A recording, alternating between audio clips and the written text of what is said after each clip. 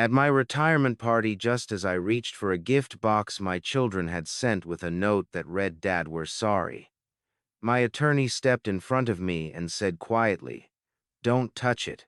Something about this box isn't right." I looked at him, then at my friends smiling around the room. "They're my children," I said. "They wouldn't do this." He slipped on a pair of gloves and lifted the lid himself. The color drained from my face before either of us touched what was hidden inside. Within the hour, police officers were standing in that room. "I am so grateful you are here with me today. Before we go further, drop a comment and tell me, where are you watching from, your city, your state, your country?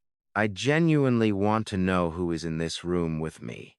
A quick note. Some details in this story have been shaped for storytelling and educational purposes. Any similarity to actual names or places is entirely coincidental. But everything this story means, I mean completely. The last light of October was bleeding out across the Illinois sky when I finally locked up the office. I stood at the window of Callaway Building Supply for what felt like a long time, looking down at the yard below. 30 trucks, 25 employees, a warehouse that Eleanor and I had built from nothing but stubbornness and a belief that hard work eventually pays off. 40 years of early mornings and late nights, of cold winters and tight budgets, and moments when I genuinely did not know if we were going to make payroll that Friday. And tomorrow night it was all supposed to become a memory. My retirement party was set for 6:00 at Drury Lane in Oak Brook. Robert had been planning it for weeks, sending me text messages with menu options I never responded to and seating arrangements I never looked at. I told him anything was fine. He told me I was the worst guest of honor he had ever dealt with. That made me laugh for the first time in days. I pulled open the top drawer of my desk before I left. I do not know why. Maybe habit. Maybe something else I could not name. And there it was, a copy of the check I had written to Michael 3 years ago. $120,000. My signature in blue ink, slightly rushed the way it always was when I signed large amounts. Like my hand wanted to get it over with before my brain could object. I had written that check on a Tuesday afternoon. Michael had sat across from me at this same desk and told me he had finally found the right house, the right neighborhood, the right school district for when he eventually had kids. His eyes were bright with something I wanted to believe was gratitude. I wanted so badly to believe it. I put the check back in the drawer and closed it. Brendan Walsh knocked on the open office door just as I was reaching for my coat. He was my operations manager and had been with me for 12 years. A quiet, methodical man who ran the yard with the kind of calm authority that made everyone around him feel like things were under control even when they were not. "Big day tomorrow," he said from the doorway. Trying not to think about it, I told him. He nodded and looked like he wanted to say something else. His mouth opened slightly, then closed again. He shifted his weight from one foot to the other, and I noticed his jaw was tight in a way it usually was not. "Everything okay, Brendan?" "Yeah," he said a little too quickly. "Yeah, of course. Get some rest, Arthur. See you at the party." He left before I could ask again. I drove home along the Naperville Riverwalk, the long way. The way Eleanor and I used to drive on Sunday evenings when neither of us wanted the weekend to end. The trees along the river had gone fully red, and gold leaves letting go in slow drifts across the windshield. Eleanor had loved this time of year more than any other. She used to roll down the window even when it was cold, just to smell the air. She had been gone for 2 years now. 2 years, and I still reached for her side of the bed on Sunday mornings. The house was lit up when I pulled into the driveway. Every downstairs light was on, which meant someone had let themselves in with a key. 3 cars I recognized were parked along the curb: Michael's black SUV, Sarah's silver sedan, and David's leased coupe, that I had quietly helped him with the deposit on 8 months ago. My chest tightened in a way that had nothing to do with my heart condition. I walked through the front door and found all three of them arranged in the living room with a precision that did not look accidental. Michael sat forward on the couch, elbows on his knees, hands clasped. Sarah occupied the armchair nearest the fireplace. Eleanor's chair with her handbag held against her side, like she was protecting something inside it. David sat at the far end of the couch, and the moment I stepped into the room, he looked down at his hands. "Dad." Michael stood up first, his smile wide and warm and landing nowhere near his eyes. "We didn't want to bother you at the office. We thought we'd catch you here. You could have called," I said. "We wanted to do this in person." Sarah uncrossed her legs and leaned forward slightly.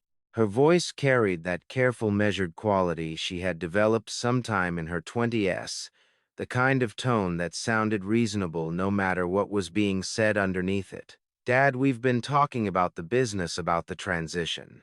And we think there's a smarter way to handle the retirement than what you and Robert have planned." I set my keys on the entry table and walked into the room without hurrying. I sat down in the chair across from Michael and looked at all three of them the way I used to look at a contract before signing, slowly looking for the clause that would cost me later. "What kind of smarter way?" I asked. Michael leaned further forward, his voice dropping into the register.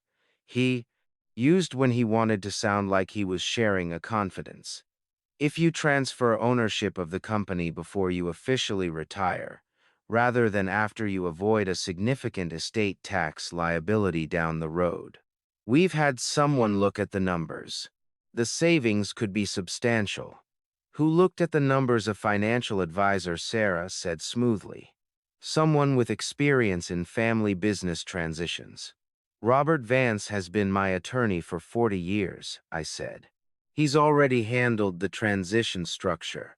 Michael's smile stayed in place, but something behind it shifted, a small tightening around the eyes, a micro-adjustment that lasted less than a second before he smoothed it back out. "Robert's great, Dad. We're not saying he isn't. We're just saying there might be options he hasn't considered." David had not said a word.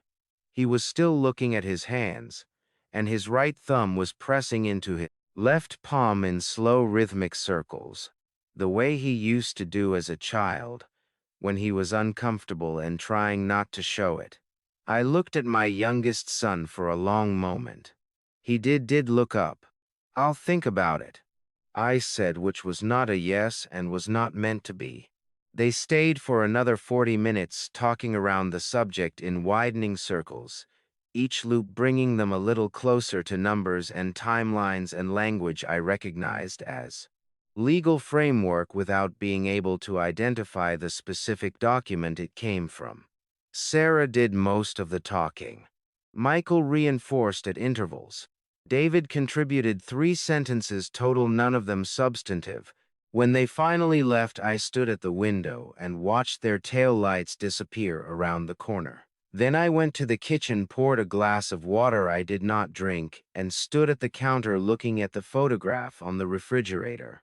Eleanor and me on the day we poured the foundation for the second warehouse, both of us covered in dust, both of us grinning like idiots. "Something's wrong, Elle," I said to the photograph. "I just can't name it yet." My phone buzzed on the counter. A message from Brendan Walsh. "Arthur, I need to show you something tomorrow morning. Come early. Don't mention it to anyone." The fog had not lifted yet when I pulled into the Callaway Building Supply parking lot at 6:45 inches the morning. The yard was empty at that hour, trucks still lined up in their overnight rows, the loading dock quiet. The whole place carrying that particular stillness that exists in a workplace before the workday begins. I had loved this time of morning for 40 years.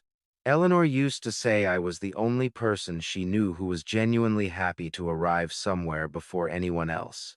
Brendan's truck was already there, backed into his usual spot, near the side entrance.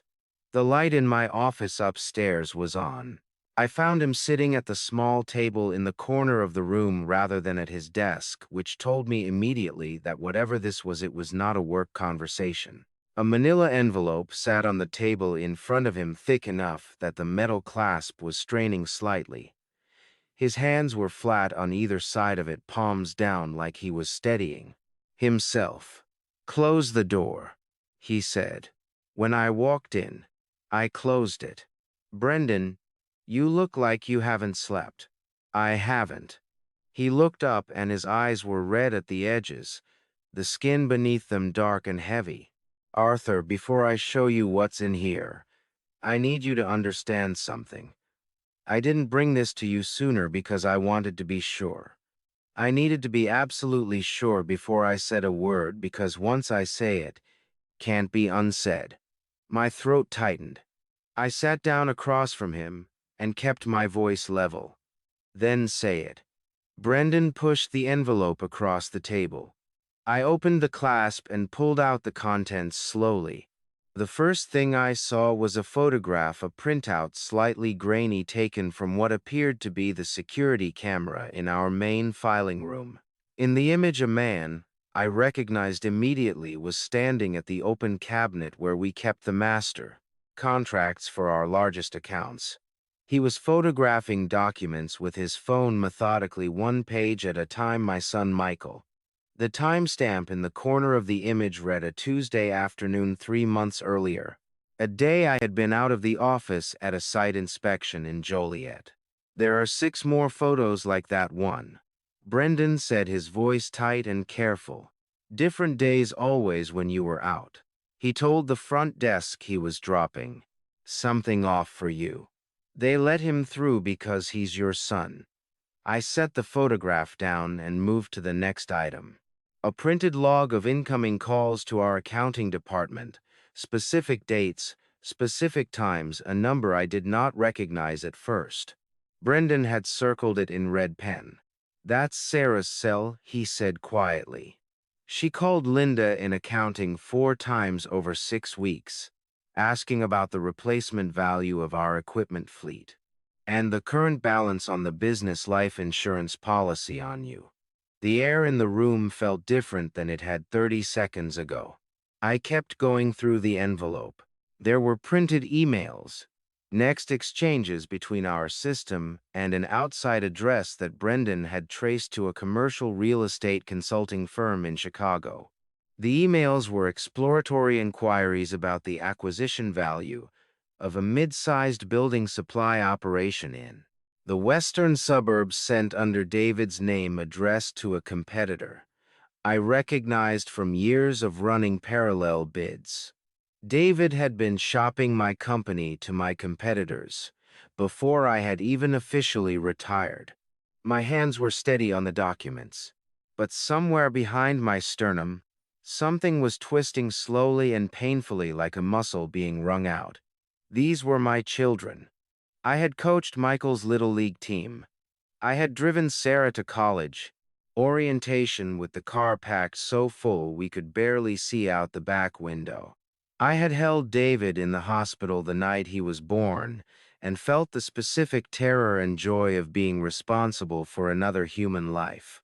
"There's one more thing," Brendan said.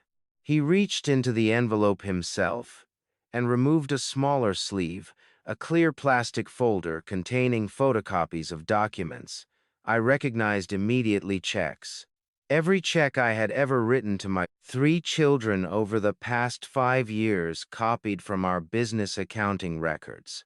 Alongside each check was a printed email exchange confirming the purpose of the loan: Michael's home purchase, Sarah's credit card debt, David's investment capital, each one with a reply from the recipient acknowledging the purpose, amount, and the terms. "I've been keeping copies of everything for 8 months," Brendan said. "Every transaction that looked like it might matter someday." His voice cracked slightly on the last word, and he pressed his lips together hard, fighting it back. "Arthur, I want you to know this company is the best place I have ever worked. You and Eleanor built something that actually means something. And I was not going to sit here and watch someone take it apart from the inside without at least making sure you knew. I looked at my operations manager across the table. This man who showed up every day with drama, who solved problems before I knew they existed, who had never once asked for more than he was owed. Brendan, my voice came out rougher than I intended. You did the right thing. You did exactly the right thing. He exhaled a long, slow release of something he had clearly been holding for months. His shoulders dropped 2 inches. What are you going to do? He asked. I was already reaching for my phone. I'm going to call Robert Vance and clear his schedule for the rest of the week. I stood up, the envelope in my hand. And then I'm going to go to my retirement party tomorrow night and act like everything is completely fine. Brendan stared at me. How are you going to do that? I looked at him for a moment, at the worry carved into his face, at the exhaustion of a man who had been carrying someone else's problem for 8 months because he thought it was the right thing to do. Because Eleanor taught me a long time ago, I said, that the most dangerous thing you can do to someone who is trying to blindside you is to let them keep thinking they're going to succeed. I called Robert from the parking lot standing next to my car while the fog finally began to burn off the Naperville Riverwalk in the distance. He picked up on the second ring. Robert, clear your schedule. All of it. Pull everything you know about family trusts, promissory notes, and guardianship law in Illinois. I paused. And one more thing. I need to make an appointment with a cardiologist for a routine checkup this week. Can you recommend someone at Del Nor? There was a brief silence on Robert's end. When he spoke again, his voice had shifted into the register I had heard only a handful of times in 40 years of friendship. The one that meant he understood that something serious was happening and he was already thinking 3 steps ahead. I'll have everything ready by tonight, he said. Arthur, are you all right? I looked back at the building. At the Callaway Building Supply sign above the entrance, the letters Eleanor had chosen herself from a catalog in 1987 because she liked the way they looked solid and permanent. Not yet, I said, but I'm going to be. 1 week later, I was lying in a hospital bed at Northwestern Medicine Del Nor Hospital in Geneva, Illinois, staring at a ceiling that had nothing interesting on it whatsoever. The chest pains had turned out to be what Dr. Patrick Ellison, a trim, precise man in his early 50s, who spoke in complete sentences and never used 2 words when one would do, described as a mild cardiac episode brought on by stress and insufficient sleep. Nothing structural, nothing requiring intervention. Rest, reduced caffeine, and a follow-up in 30 days. You're not dying, Mr. Callaway, he told me on the first morning in a tone that suggested he had delivered this particular reassurance many times before. You're just not taking care of yourself the way a man your age should be. I'll add it to the list, I said. He did not find that funny. My children arrived that first afternoon with flowers and good intentions, wearing thin disguises. Michael brought coffee from the good place downtown, not the hospital cafeteria. Sarah carried a tote bag that clinked with the sound of things she had brought to make the room more comfortable. David held a paperback novel he had clearly grabbed from an airport rack without reading the back cover because the genre was something neither of us had ever had any interest in. They stayed for 2 hours. They asked about my diet, my sleep, my stress levels. They asked gentle questions about the retirement transition, about the party planning, about whether I had given any more thought to the conversation they had started at the house the week before. I told them I was focusing on resting. That night I could not sleep. The hospital had that particular nighttime quality that anyone who has spent time in one will recognize: the soft percussion of the building working around you, the distant murmur of a nurse's station, the way the light under the door changes when someone walks past in the corridor. I had been awake for 2 hours watching the pale line of hallway light shift and settle when I heard voices outside my room. Sarah's voice first low and controlled the way she always spoke when she was managing a situation. I pushed back the blanket and moved to the door in my socked feet, placing each step carefully on the linoleum floor. The door was not fully latched. There was a gap of perhaps 2 inches where the latch had not caught properly. I stood to the side of it and listened. "You both need to have this memorized before we speak to Dr. Weston," Sarah was saying. "It needs to be consistent across all three of us. The moment we contradict each other, it falls apart." My heart was beating very hard against my ribs.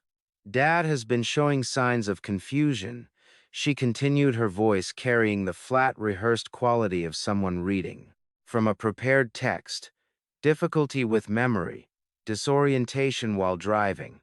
On at least 2 occasions he spoke about Mom, as though she were still alive, not as a memory, but as a present reality. I pressed my back against the wall beside the door. My legs felt unsteady beneath me, and I put one hand flat on the wall surface to keep myself grounded. "And the business decisions." Michael's voice came next, lower than Sarah's, rougher at the edges.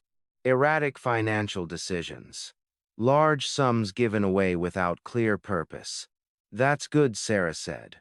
"Use that phrase exactly, erratic financial decisions. It's the kind of language that carries weight in a competency evaluation." I should explain what a competency evaluation means in this context because it matters enormously. In Illinois, if a court is persuaded that a person can no longer manage their own affairs due to cognitive decline, can issue a ruling declaring that person legally incompetent. Once that ruling is in place, a guardian is appointed, typically a family member, who gains full legal authority over that person's finances, property, and major decisions. The person themselves loses the right to enter contracts, change their will, or make independent financial choices. Everything they own effectively transfers to the guardian's control. My children were preparing a script to convince a psychiatrist that their father was losing his mind. "Sarah." David's voice came from further away, quieter than the other two, with a hesitation in it that made something in my chest respond before my brain caught up. "Is this actually necessary? Can't we just sit down with him, and he's already been talking to Robert Vance?" Sarah cut in her voice, dropping the rehearsed quality and becoming something sharper and more direct. "He's already setting up a structure we won't be able to challenge once it's in place. It's too late for a conversation, David.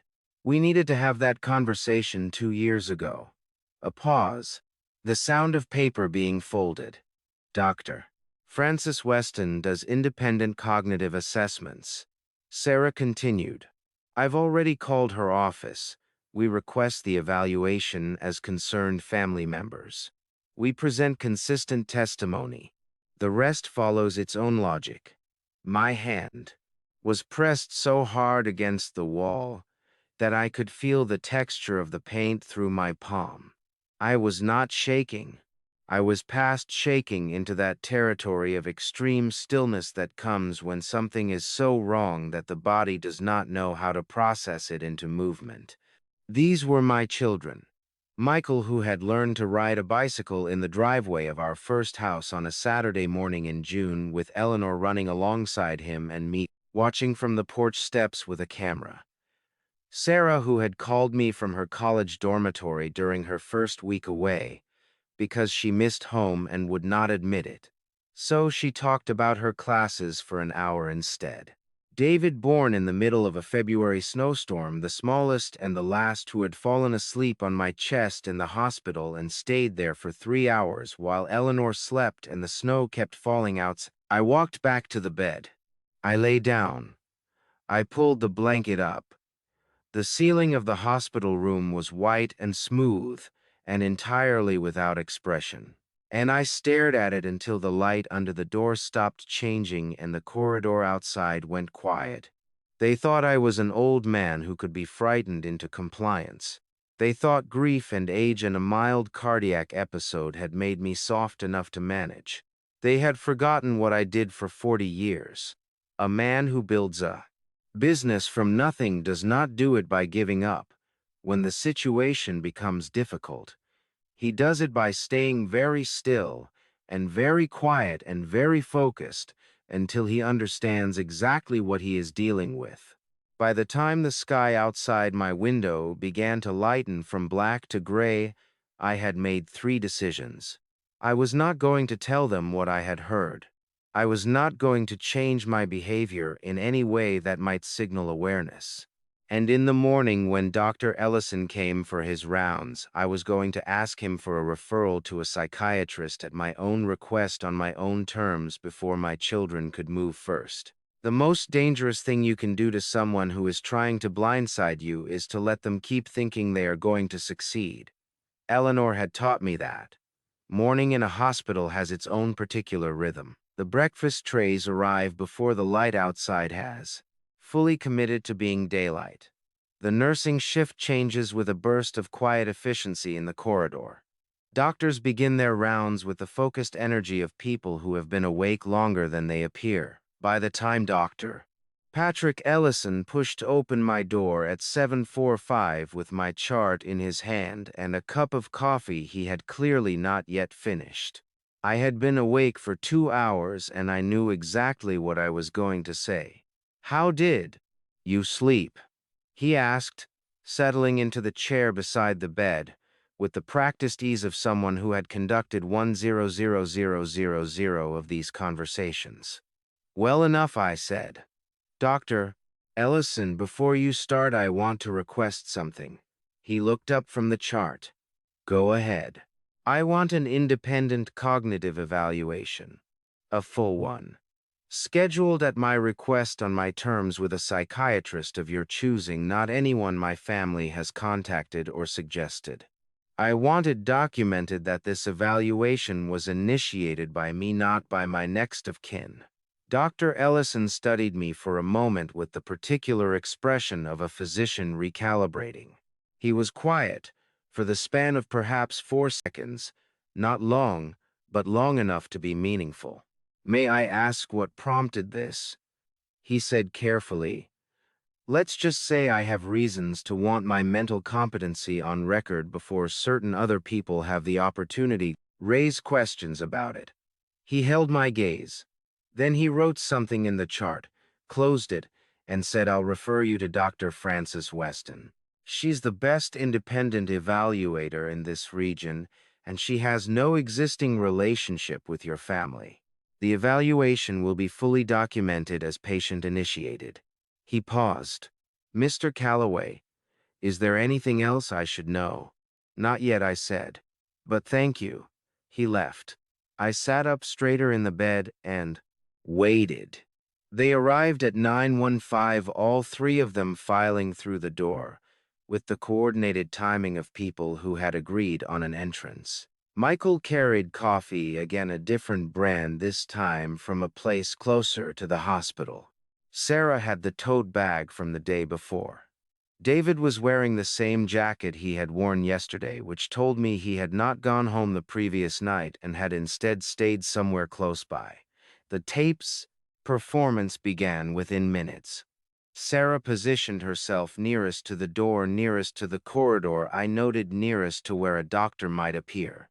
And within 10 minutes of their arrival, she had smoothly redirected the conversation toward my health in a way that felt organic but was not. "Dad, I have to be honest. We've all noticed some things over the past few months that have worried us." Her voice was soft with a concern, so precisely calibrated it made my back teeth ache. "Little things. The kind of things you might not notice yourself." Michael leaned forward in his chair, his elbows on his knees, his expression arranged into something that was trying very hard to resemble loving anxiety. "Remember last month, when you drove to the old warehouse address instead of the new one, you told me it just slipped your mind, but Dad, that's a route you've driven 1,000 times. I had driven to the old address once because I was on the phone with a supplier and not paying attention. It had taken me 30 seconds to realize the mistake and correct it. I had mentioned it to Michael in passing as a minor irritation. He had stored it like ammunition. And there was the thing with Mom, David said quietly. And his voice, when he said it, had something different in it than the other two. Something rougher and less rehearsed. Something that sounded almost like genuine discomfort. You talked about her in the present tense at dinner at Michael's place.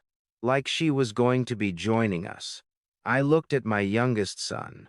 His hands were pressed together between his knees, and the muscle along his jaw was working in a tight, rhythmic way that I recognized from his childhood as the physical manifestation of something he did not want to be doing. "David," I said, keeping my voice completely even, "I talk about your mother in the present tense because 40 years of marriage means she is present to me. That is grief, not confusion. There is a difference." David opened his mouth, closed it. His jaw worked harder. The door opened and Dr. Ellison stepped back in for a secondary check routine. He said, "Just a brief follow-up." Sarah turned toward him with the smooth efficiency of someone who had been waiting for exactly this moment, her expression shifting into the concerned daughter register. She had clearly been rehearsing. "Dr. Ellison, we've been so relieved to have him here, where he can be monitored. We've been concerned for a while now, haven't we?" That last part was directed at Michael and David, not phrased as a question. "Absolutely," Michael said immediately. Dr. Ellison listened. He nodded at appropriate intervals. He wrote something that I could not see. And then he looked across the room at me with an expression that was professionally neutral and entirely unreadable and said, "Mr. Calloway, I've already arranged the referral we discussed this morning. Dr. Weston's office will be in touch directly with you personally to schedule at your convenience." The temperature in the room changed. It was not dramatic. There was no single visible reaction I could point to, but the quality of the air shifted in, the way it does when three people in a room simultaneously process information they were not expecting and have not yet decided how to respond to. Sarah's next breath was a fraction of a second longer than the one before it. Michael's coffee cup stopped halfway to his mouth and then continued. David looked at his hands. I was discharged that afternoon. I declined the offer of a ride from all three of my children. I called a car service from the lobby, stood outside the hospital entrance in the October air with my overnight bag at my feet, and watched a red maple drop 3 leaves in succession onto the sidewalk while I waited. My phone buzzed. "Robert Vance Arthur. I've spent the past week pulling everything on Illinois guardianship law, family trust structures, and promissory note enforcement. I think I know what they're planning." A pause, and then the careful tone of a man choosing his words with 40 years of legal precision. "And I think I know how to make sure it never works. Come to my office tonight. Bring Brendan's envelope." The car pulled up to the curb. I picked up my bag. "I'll be there at 7:00, I said. I went home first, not because I needed to.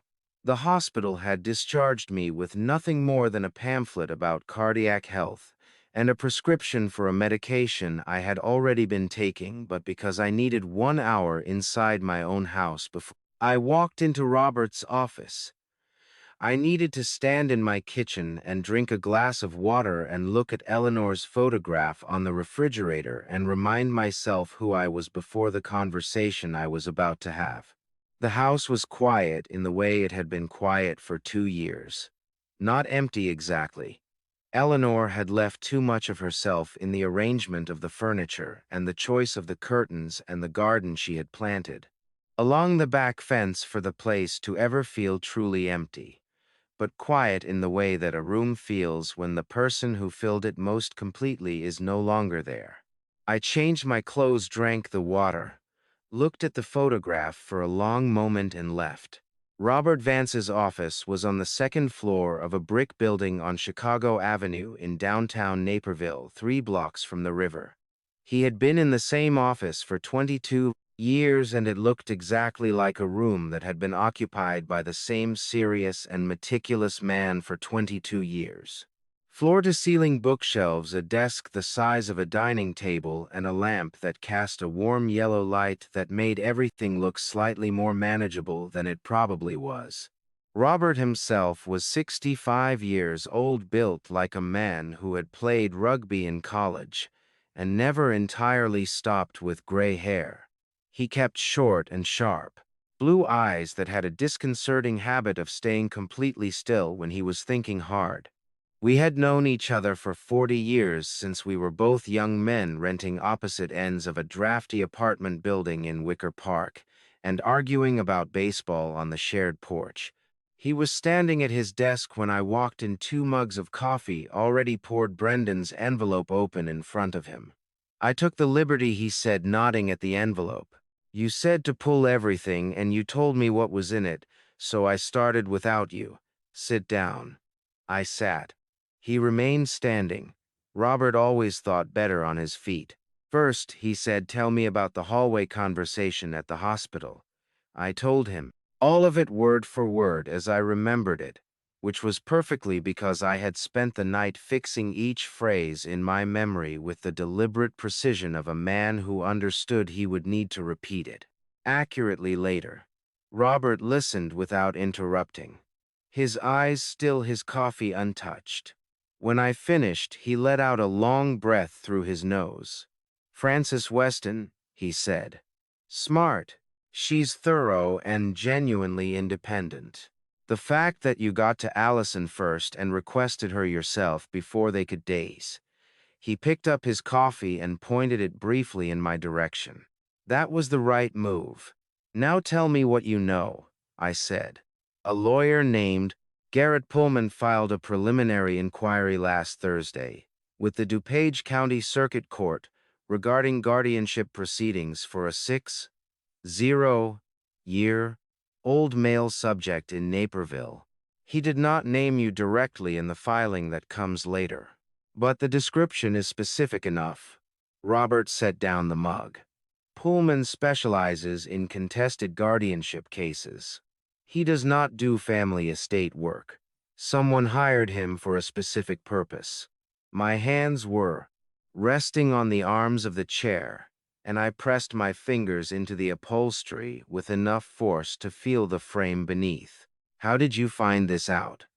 Because when a lawyer files a preliminary inquiry involving a potential conflict of interest with an existing client, other lawyers in the relevant practice area get notified through standard conflict check procedures. Attorney of record Pullman's filing triggered a notification to my office 3 days ago. Robert looked at me steadily. Arthur, they have been planning this for longer than you think. The room felt smaller than it had when I walked in. What do we do? I asked. Robert pulled a yellow legal pad from the corner of his desk and turned it to face me. On it, in his precise block handwriting, was a structure I had never seen before. Boxes connected by lines, dollar amounts, legal terms, arrows indicating direction of authority. We built something they cannot touch, he said. I'm calling it the Callaway Family Trust. But it is not a trust in the traditional sense. It is a legal mechanism that converts every dollar you have ever given your children into documented enforceable debt. He picked up a pen and tapped the first box. The $120,000 you gave Michael for his house. The $85,000 for Sarah's credit card debt. The $45,000 for David's investment capital. All of it. They were gifts, I said. No, Robert said, firmly leaning forward with both hands on the desk. They were not gifts. They were loans, and we have the evidence to prove it. Every check, every email in which each of them acknowledged the amount and its purpose. Brendan kept everything. He straightened up. What we are going to do is have you formally execute promissory notes for each of those amounts, legally binding documents, in which each of your children acknowledges the debt and pledges specific assets as collateral. I need to explain what this means in practical terms because the mechanics of it matter. A promissory note is a legal document in which a borrower formally acknowledges a debt and commits to repaying it. When that note includes a collateral pledge, meaning the borrower puts up a specific asset like a house or a vehicle as security, the lender gains the legal right to seize that asset if the debt goes unpaid. Robert was proposing to transform what my children had received as family money into formal court-enforceable loans secured against everything they owned: Michael's house, Sarah's investment accounts, David's car, and whatever assets he had accumulated. If they file the guardianship petition, Robert continued, his voice carrying the calm certainty of a man who had spent 40 years building legal structures that held under pressure. The trust immediately calls in all three debts. They will be fighting a guardianship case while simultaneously facing foreclosure on their homes and seizure of their accounts. No competent attorney will continue representing them under those conditions. I looked at the yellow legal pad for a long time. "Is this legal?" I asked. "Every word of it," Robert said. Illinois Trust Code 760 ILCS 3. The promissory notes are fully supported by existing documentation. The collateral pledges require signatures from your children, which they will provide because the documents will be presented as routine loan acknowledgement paperwork, a standard legal formality, confirming amounts they have already received. They will see nothing alarming on the surface. They will not understand the full implication of what they are signing until it is too late. He paused. "Arthur Tia, I have been a corporate attorney for 40 years. The only weapon I have ever used is the law itself, applied with more precision than the other side expects." I picked up a pen from his desk. "Tell me where to sign," I said. Robert held up one hand. "Not yet. There are two more pieces. I need Brendan Walsh on a conference call to confirm the documentation chain, and I need Cynthia Draper at First Midwest Bank to confirm the procedural mechanics for the trust account structure." He looked at his watch. "And there is one more thing I want to arrange for your retirement party. Something that will ensure we are protected regardless of what they attempt on the night." He did not elaborate. He simply looked at me with the expression of a man who had already thought of everything and was enjoying the fact that for the moment no one else had. "Trust me on this one." Brendan Walsh answered on the second ring. We put him on speaker, and for the next 40 minutes, the three of us, a retired building supply company owner, a corporate attorney, and an operations manager, who had spent 8 months quietly saving every piece of paper that might matter, built the legal structure that my children would eventually spend the rest of their lives wishing they had never forced into existence. At 1030, I walked back to my car through the cool October air. The streets of downtown Naperville were quiet, the river invisible in the darkness beyond the bridge. I stood beside the car for a moment before getting in my hand on the door handle, looking up at the strip of sky between the buildings. "We're building something they cannot touch, Elle," I said quietly. "Just like we always did. 6 weeks is a long time to keep a secret, and a short time to build a legal fortress. I had done both.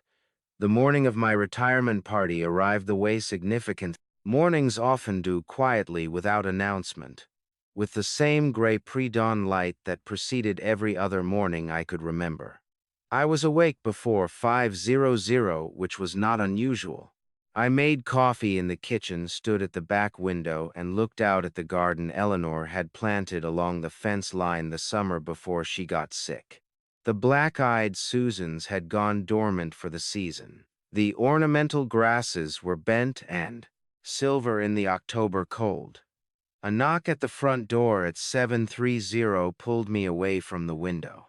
Dorothy Finch was my neighbor to the left, a woman of 68 who had lived in the house next door for longer than I had lived in mine, who had brought meals over every week for the first 4 months after Eleanor died without ever once making me feel like a charity case, and who possessed the rare quality of knowing exactly when another person needed company and when they needed to be left alone.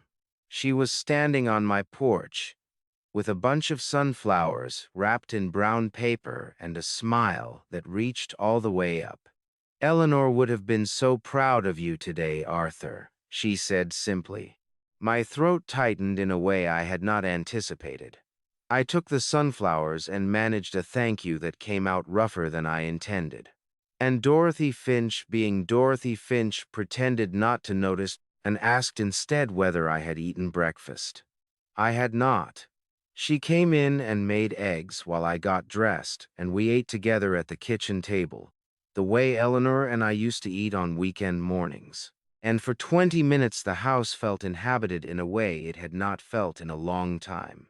By 4:00, I was standing in front of my bedroom mirror in the navy suit. Eleanor had bought it for me on our 20th company anniversary from a tailor in the city whose name I could no longer remember. She had held it up in the store and said with complete conviction that I would wear it when I retired. She wanted to see me in it one last time. She had not made it to today, but the suit had, and I put it on carefully, as if the act itself was something I owed her. The jacket still fit. That surprised me more than it probably should have. Drury Lane in Oakbrook is Eleanor and I had attended for events over the years. A large, well-appointed event space with high ceilings and good acoustics, and a staff that moved through a crowded room without being noticed. Robert had chosen it, and I had told him whatever he thought was best, which was how I ended up walking into a room of 60 people at 6:00 who all stopped talking at once and started clapping. Raymond Coaster found me within 30 seconds of my arrival. Raymond was 63, a former client who had become a genuine friend over 2 decades of doing business together. A broad-shouldered man from a German-American family in Wheaton who laughed loudly and meant it every time. He pressed a glass of something into my hand and said loudly enough for the people nearest us to hear, "40 years, Arthur. You? Stubborn old man. I didn't think you'd actually do it." "Neither did I said, and meant it more than he knew. Robert appeared at my elbow, 20 minutes into the evening, while Raymond was holding court with a group of people I recognized from the industry. Robert steered me gently toward a quieter corner near the window with the practiced ease of a man who had been managing conversations for 4 decades. "The trust documents are fully executed," he said, his voice low and even. "Cynthia Draper confirmed the account structure this afternoon. Everything is in place." "Good," I said. "There's one more thing." He nodded toward the far corner of the room where a young man in dark clothing was setting up what appeared to be professional camera equipment on a sturdy tripod. "His name is Danny Kowalski. He's a professional event videographer I've worked with before. He will be recording continuously from 6:00 until the end of the evening." I looked at Robert. "It's a retirement party, not a film production. Consider it my gift, Robert said. And the expression on his face was the one I had learned over 40 years meant that he had already thought of everything and was not going to explain it until the explanation became necessary. "Enjoy the party, Arthur. Everything is under control." I wanted to press him further, but Raymond was already heading back in our direction, with 2 more people in tow and the expression of someone who intended to tell an embarrassing story about me from 2003. And the moment passed. For 2 hours I shook hands and heard stories I had told myself, and some I had not, and ate food I did not taste, and smiled until my face ached with it. Somewhere in that room, 60 people who had known me across different chapters of my life were celebrating an ending that felt from the inside much more like a beginning. Then the server appeared at my shoulder. She was young, perhaps 25, with the careful demeanor of someone trained to be unobtrusive. She leaned in slightly and spoke in the low register of someone delivering information she had been instructed to pass on quietly. "Mr. Calloway, there is a gentleman at the front entrance. He says he has a personal delivery for you. He has been waiting for approximately 10 minutes. I set down my glass. Robert was already moving toward me from across the room, his expression telling me nothing and everything simultaneously. The server was a young woman named Kara, barely 20 years old, with a polite smile that did not quite reach her eyes. "Sir," she said, lowering her voice just enough so the guests nearby could not hear, "there is a gentleman at the side entrance. He says he has a personal delivery. He has been waiting since 5:30. I glanced at Robert. His jaw tightened almost imperceptibly, the way it did whenever something crossed his desk that he had not anticipated. 5:30, I said. "The party doesn't start until 7:00. "Yes, sir. He said it was important that he deliver it directly to you." Robert placed a firm hand on my shoulder before I could take a step. "Let me go first," he said quietly, his tone carrying that particular weight that told me this was not a suggestion. Raymond Coaster, who had been laughing with a group of former colleagues near the bar, noticed the exchange and drifted toward us with a practiced casualness. Raymond was 63, a German-American contractor who had supplied roofing materials to Calloway Building Supply for over 2 decades, a man who read rooms as instinctively as he read blueprints. He said nothing, but he fell into step half a pace behind Robert. Danny Kowalski was already moving. I caught the slight shift of his shoulder as he repositioned the camera toward the side corridor, the lens sweeping the space in one fluid arc that looked to any casual observer like nothing more than a videographer capturing the evening's atmosphere. The man at the side entrance was not at all what I expected. He was older than me. I thought perhaps 70 or 71, with silver hair combed back neatly above a face mapped with deep lines. He wore a gray jacket that had seen better decades and held a rectangular cardboard box, approximately 1/8 inches long and 12 inches wide. A printed shipping label was fixed to the top. He clutched the box with both arms pressed against his ribs as if he were cold, though the October evening was mild. "Mr. Calloway," he said, his voice thin and careful. "That's me," I said. He exhaled slowly, and I noticed his hands were trembling, not with age, but with something that looked very much like relief at finally being able to set the box down. "My name is Gerald Whitmore," he said. "I was asked to deliver this tonight. Specifically, tonight." Robert stepped forward. Asked by whom, Mr. Whitmore? Gerald's eyes moved between Robert and me. And in that brief hesitation I saw something I had not expected: shame. Not the discomfort of a man doing an odd job. Something heavier than that. "I was told it was a retirement gift," Gerald said, "from the family." The phrase landed in the air between us like something dropped from a height. Robert looked at me. I looked at the box. The shipping label read, "Calloway Building Supply. Personal handle with care. 15 pounds. Robert lifted it with one hand, his brow furrowed. "This isn't 15 pounds. He said, his voice even and precise, the voice of a man who had spent 40 years measuring discrepancies.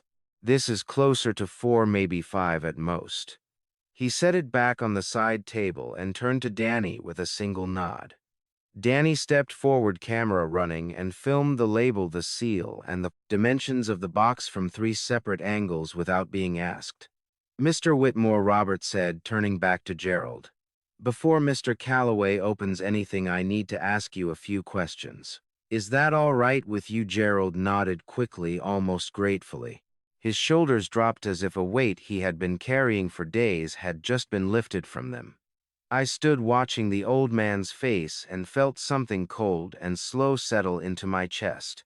Not fear, not quite, but the particular dread of a man who has just realized that what he thought was a farewell celebration is something else entirely. Behind me, the warm noise of the party continued, laughter, clinking glasses.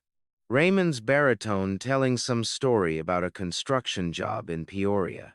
Dorothy Finch caught my eye from across the room and smiled.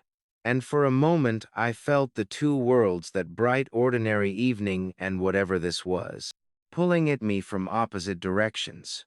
Robert guided Gerald to a small alcove away from the guests.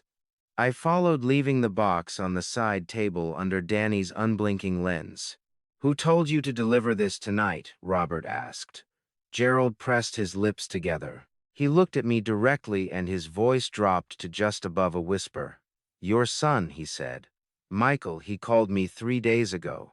He said if I didn't bring it tonight before 8:00, there would be consequences." The word consequences fell into the quiet of that alcove like a stone into still water. Robert straightened his jacket, pulled a small notepad from his breast pocket, and clicked his pen. His expression was completely calm, which after 40 years of friendship, I had learned to recognize as the face he wore when he was at his most dangerous. "Mr. Whitmore," Robert said, "I am an attorney and I believe you may need one, tonight as well." Robert did not raise his voice once during those first 10 minutes with Gerald Whitmore. That was what I noticed most, the absolute stillness of him sitting across from an old man in a catering alcove off the main corridor of Drury Lane. A yellow legal pad balanced on his knee, asking questions the way a surgeon makes incisions, small, deliberate, and precisely placed. Gerald sat with his hands folded on the table, his gray jacket hanging loose off his shoulders. Up close beneath the fluorescent light of the alcove, he looked exhausted in a way that had nothing to do with the hour. "How did Michael contact you?" Robert asked. "Phone," Gerald said. "Wednesday evening around 6. Had you met Michael Calloway before Wednesday?" Gerald hesitated. "Once. Maybe 8 months ago. He came to my place of work. Said he had a logistics job. Paid in advance cash. I thought it was straightforward. What was the job 8 months ago? Delivering envelopes, 4 of them. Different addresses around DuPage County. He told me not to use the company van. Use my personal vehicle. Don't log the trip." Gerald looked down at his hands. I knew it wasn't right. But I needed the money. Robert wrote something on his pad and underlined it twice. I was standing near the doorway, close enough to hear everything and far enough to keep from interrupting. My chest felt tight, not the cardiac tightness that had put me in Delnor Hospital a month ago, but a different pressure. The kind that comes from standing at the edge of something large and finally understanding its full dimensions. "And Wednesday," Robert continued. "What exactly did Michael say would happen if you did not deliver?" "Tonight." Gerald's jaw worked for a moment before the words came out. "He said he had records of the deliveries from 8 months ago. He said if I didn't bring the box, he'd make sure those records ended up somewhere they'd cause me problems." He paused. "I'm 70 years old. I've got a daughter in Lyle. I can't afford problems." Robert set his pen down and looked at Gerald directly. "Mr. Whitmore, what you have just described to me is extortion. You were coerced. That is not a minor distinction." He let that settle for a moment, then added, "If you are willing to make a formal statement tonight to law enforcement, everything you've told me becomes evidence in your favor, not against you.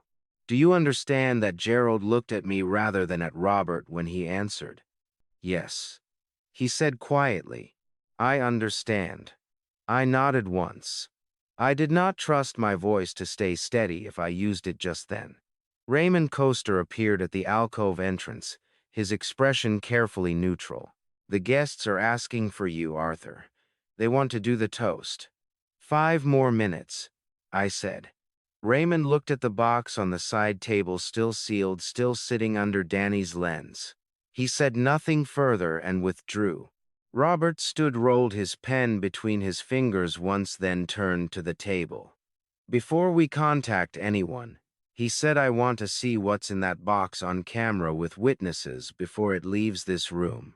He pulled a pair of latex gloves from his jacket pocket, the kind he always carried, a habit from 30 years of handling physical evidence in civil litigation, and snapped them on with a practiced efficiency that under any other circumstances I might have found quietly impressive.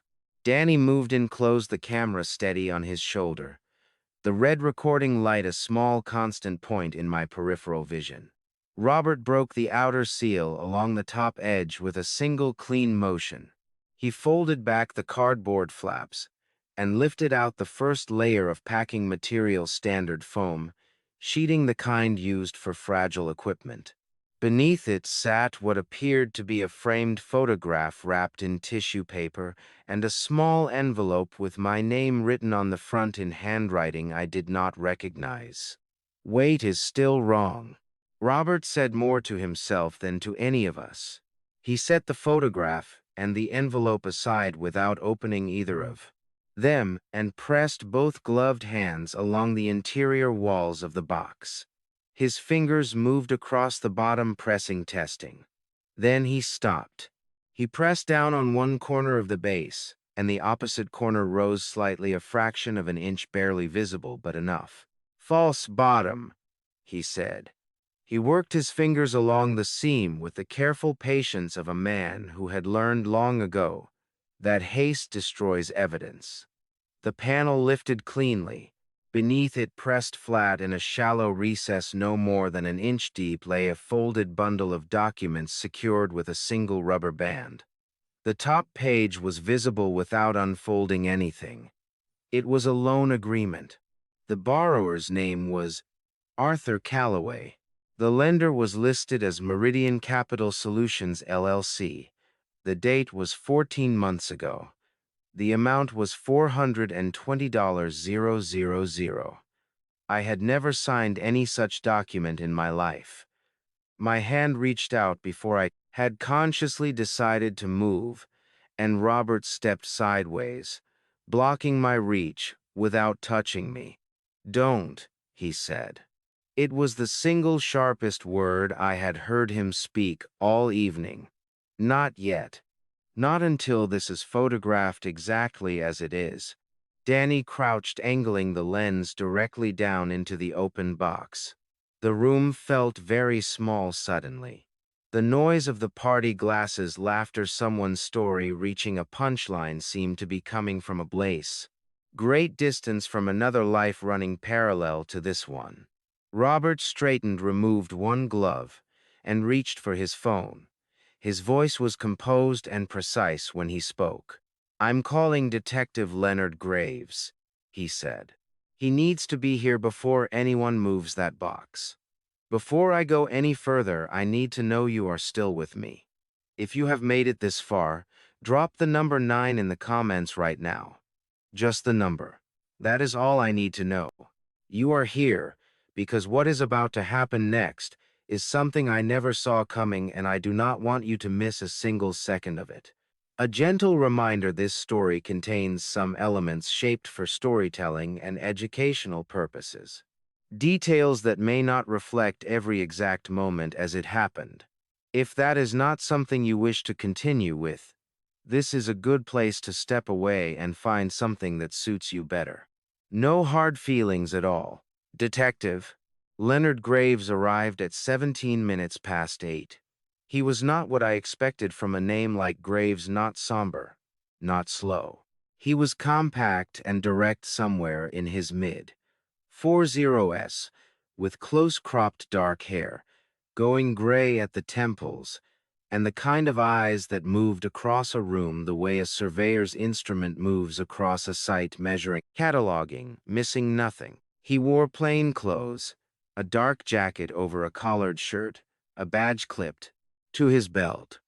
Robert met him at the side entrance and walked him to the alcove in under 90 seconds. I watched Graves look at the open box, at Danny's camera, at Gerald sitting with his hands still folded on the table, and I could see him assembling the picture without being told to. "Robert," he said by way of greeting. "They clearly knew each other," Leonard Roberts said. "The box was delivered under coercion, false bottom, forged financial instrument. This gentleman witnessed the delivery." He gestured toward Gerald. "My client has not touched the documents. The entire sequence is on video." Graves crouched beside the box and studied the open false bottom without touching anything. "Meridian Capital Solutions," he said, reading the visible letterhead. "I know that name." He stood and looked at me. "Mr. Calloway." "That's me," I said. "I've never signed anything with that company. I've never heard of them before tonight." Graves nodded slowly, the way experienced men nod when a piece of information fits a pattern they've been watching for some time. He was about to speak again when his radio crackled. The dispatcher's voice was clipped and efficient. "Units responding to a 911 call at Drury Lane Event Center, Oak Brook. Caller reported a male subject actively destroying financial documents in a private event room. Caller identified the subject as Arthur Calloway, 60 years old. The temperature in that alcove seemed to drop 10 degrees. Graves looked at his radio, then at me, then at Robert. His expression did not change, but something behind his eyes shifted. "That call just came in 30 seconds ago," he said. Leonard Roberts said, and his voice had the particular quality of a man placing a very deliberate card on a table. "My client has been standing in this alcove for the past 22 minutes. He has not left this room. There is continuous 4K video documentation of every second of that time. If someone just called 911 claiming otherwise, that call is fabricated." Graves keyed his radio and spoke quietly, redirecting the responding units to the side entrance and asking them to hold before entering the main event space. Then he looked at Danny. "Is that camera still running?" he said. "Since 7:14 this evening," Danny said. "Continuous, no cuts." Graves exhaled once through his nose. "All right," he said. "Don't stop recording." Two uniformed officers arrived at the side entrance within 4 minutes. Officers Brennan and Coyle, according to their name tags, both from Oak Brook PD. They were young, professional, and visibly uncertain about what they had walked into. A 911 call typically meant a clear scene. This was not a clear scene. "Detective," Officer Brennan said, "dispatch said documents were being destroyed." "Dispatch received a false report," Graves said. He did not raise his voice. "The documents in question are in that box undisturbed and have been on continuous camera since before I arrived. I need both of you to secure this room and ensure nothing in that box is touched until forensics gets here." Brennan looked at the box. He looked at me. He looked at the camera. "Copy that," he said. From the main event space, I could hear the party continuing. Someone had put music on a low, steady undercurrent of a standard, and I could hear Raymond's voice carrying over it the practiced ease of a man keeping a room together through sheer force of personality. He had noticed the police at the side entrance. I was certain of it. And he was doing what Raymond always did, filling space, buying time, holding the normal world in place by the sheer effort of his presence. I was grateful for him in a way I would not have known how to articulate. Gerald Whitmore had not moved from his chair. He was watching Graves, with the expression of a man who has lived long enough to know when a situation has passed beyond the point where he controls any of it, and who has made his peace with that fact. "Mr. Whitmore," Graves said, turning to him, "I'm going to need a formal statement from you tonight. Are you willing to do that?" "Yes," Gerald said. His voice was steadier now than it had been an hour ago. "I've been wanting to tell someone for 8 months." Graves pulled a chair from the corner of the alcove and sat down across from Gerald, his notepad already open. Then he paused and looked back at me. "Mr. Calloway," he said, "whoever made that 911 call knew you were here tonight. They knew the timing. They wanted first responders on scene before you could establish a counter-narrative." He held my gaze for a moment. "That tells me this was coordinated, not impulsive." I thought about Raymond mentioning just before the party, an unfamiliar sedan that had been sitting in the far corner of the parking lot since late afternoon, engine off, no one getting out, just sitting there. I had not thought anything of it at the time. "Someone was watching this building," I said. Graves did not answer immediately. He wrote something on his notepad and then said quietly and without looking up, "Yes, I believe they were." The sirens outside had gone quiet, but the silence they left behind felt louder than anything that had come before. By 9:00, the retirement party had become two separate events existing in the same building. In the main hall, Raymond Coaster was doing what I had come to understand over 2 decades of friendship was his particular gift, holding a room together through the sheer momentum of his personality. I could hear him from the alcove, his voice rising and falling with the rhythm of a man telling a long story that everyone in the room wanted to believe. The music was still playing. Someone laughed at something. Glasses were being collected by the catering staff with the soft, efficient sounds of an evening winding toward its close. In the alcove, no one was laughing. Danny had connected his camera to a small laptop he kept in his equipment bag, a habit he explained from years of shooting corporate events where clients wanted immediate playback. The footage ran on the screen in real time, and Detective Graves watched it with the focused attention of a man reviewing testimony he already suspected was going to matter. The recording was clear, unnervingly clear. The 4K sensor had captured the side corridor in a detail that made the grainy parking lot cameras of my office building look like something from another era. Every movement, every hand, every surface was precise and unambiguous. Graves watched the timestamp roll from 7:14 p.m. through to 8:43 p.m. without interruption. He watched Robert open the box. He watched the false bottom lift. He watched the documents revealed. He watched Arthur Calloway stand with both hands at his sides 6 inches from the table, never once reaching into the box. "Clean," Graves said, and the single word carried a weight of professional satisfaction that I found more reassuring than any longer statement would have been.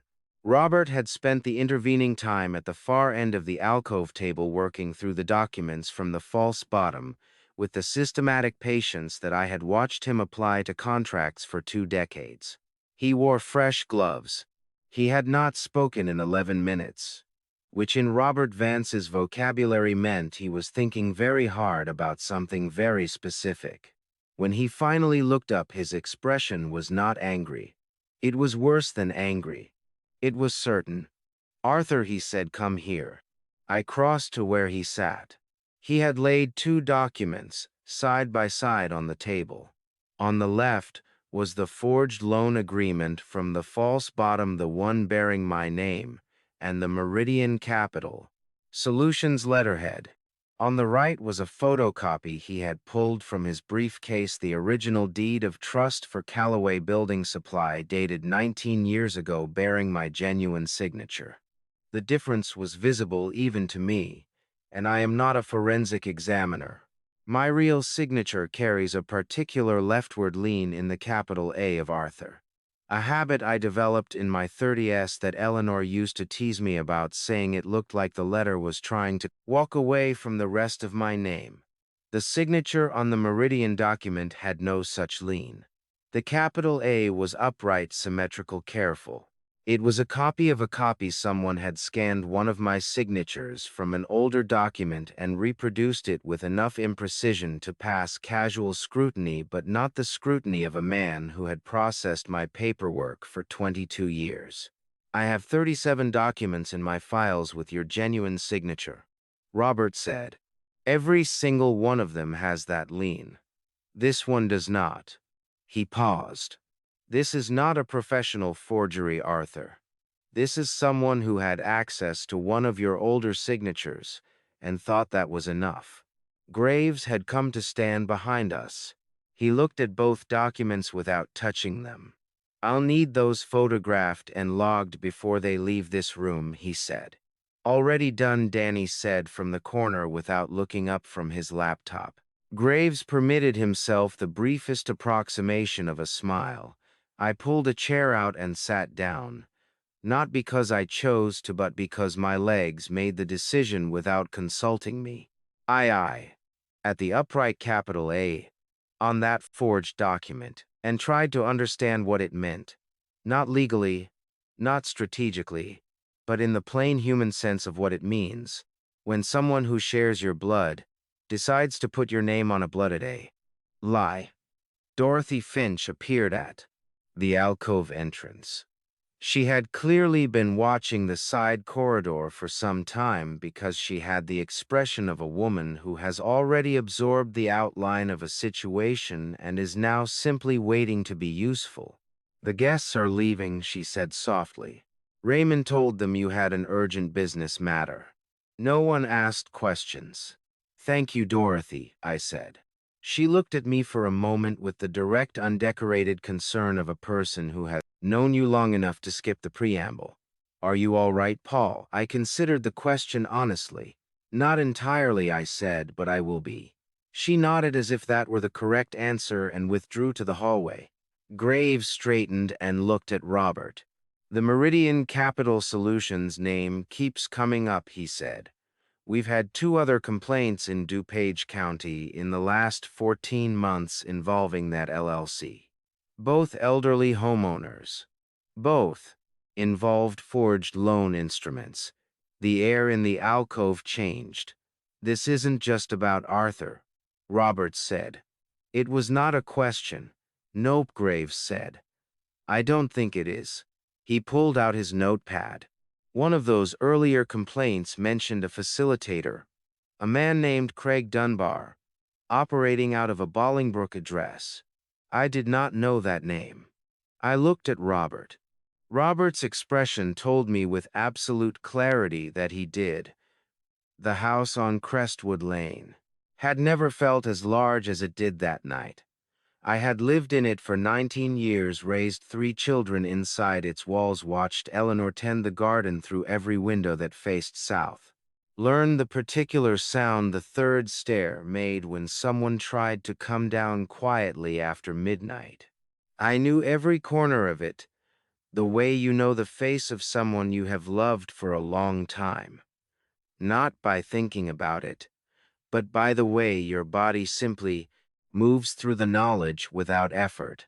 But that night, after Robert pulled his car into the driveway and we carried the weight of the evening through the front door, the house felt like it belonged to a version of my life that was no longer entirely certain. Robert set his briefcase on the kitchen table and filled 2 glasses of water from the tap without asking. He set one in front of me and drank from his own with the quiet efficiency of a man managing his own exhaustion as carefully as he managed everything else. I sat down. I did not take off my jacket. I was not sure why. Talk to me, Robert said. I keep thinking about Eleanor, I said. It came out before I had decided to say it. She worked 31 years in that school district. We saved carefully. We did everything right. I looked at the glass of water in front of me. And Michael's name is on a loan agreement for $420,000 under my signature. Sarah's been calling my accounting department. David's been running acquisition inquiries under a shell identity. I stopped. These are my children, Robert. Robert did not offer comfort, which was one of the reasons I had trusted him for 40 years. He offered honesty instead. Yes, he said, they are. I spent 30 years building something so they would have options, I said. So they would never have to choose between what was right and what was necessary. My voice was steadier than I felt. and they looked at everything I built and saw a target. Robert turned his water glass slowly on the table. Arthur, he said, I want to ask you something, and I need you to answer it honestly. When have I not? Do you want to stop? The question sat between us like something physical. I understood what he was asking. Not whether I wanted to give up on the legal process. Robert would never ask me that, because Robert did not believe in abandoning things once begun. He was asking whether I wanted to stop fighting the particular battle of being a father to people who had decided I was an obstacle. Whether I wanted to step back, transfer what could be transferred, let the attorneys and the accountants sort the rest, and simply live out whatever years remained without the grinding weight of this.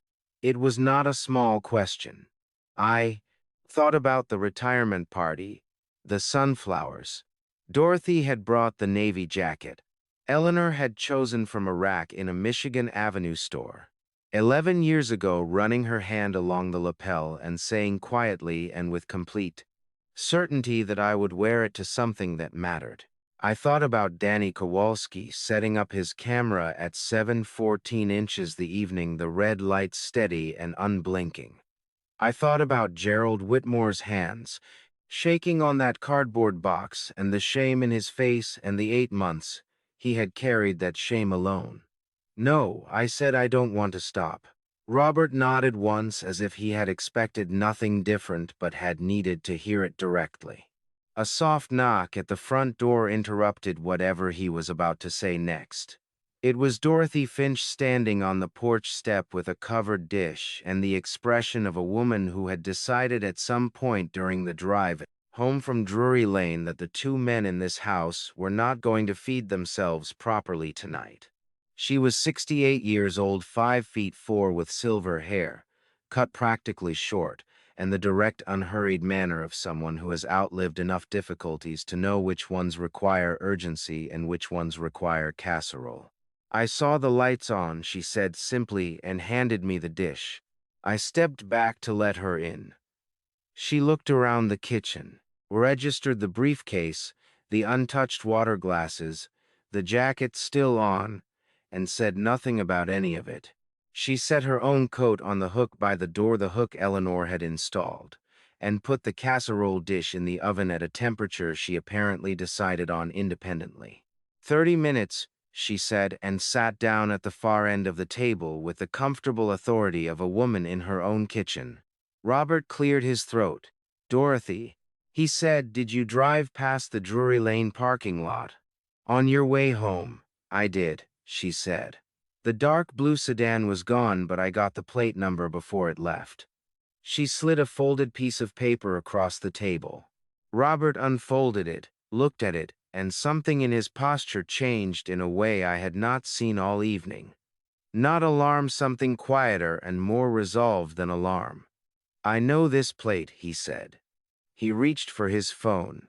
He did not explain further, and I did not ask him to, because the look on his face told me that whatever he was about to do had been building since the moment Graves had spoken Craig Dunbar's name 4 hours ago.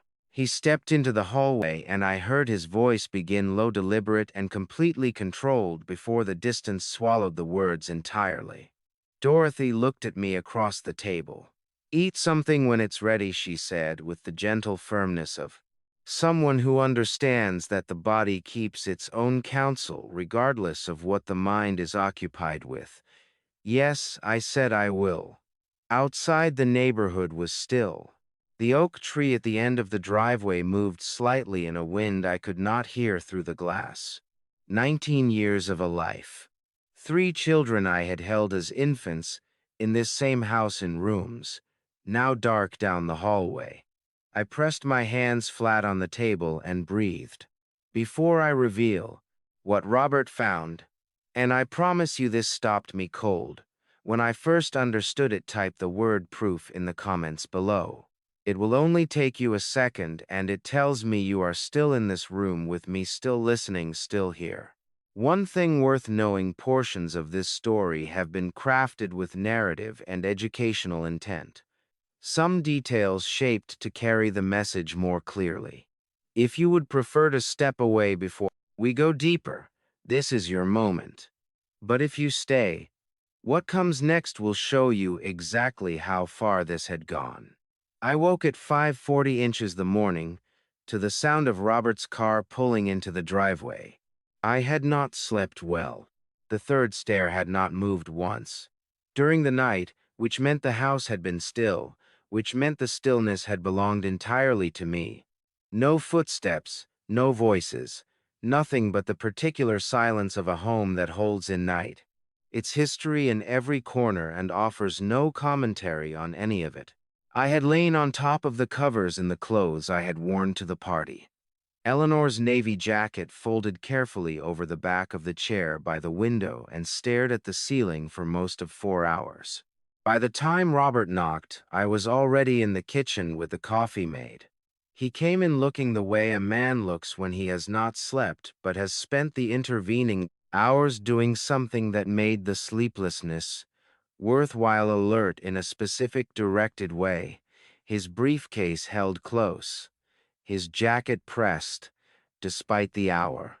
Walter got back to me at 7:00, he said, setting the briefcase on the table and clicking it open. Walter Simmons was a forensic document examiner Robert had retained on 4 separate civil cases over the previous 15 years, a meticulous, deliberate man of 61 who operated out of a one-room office in Wheaton and had, according to Robert, never once issued a preliminary opinion he later had to revise.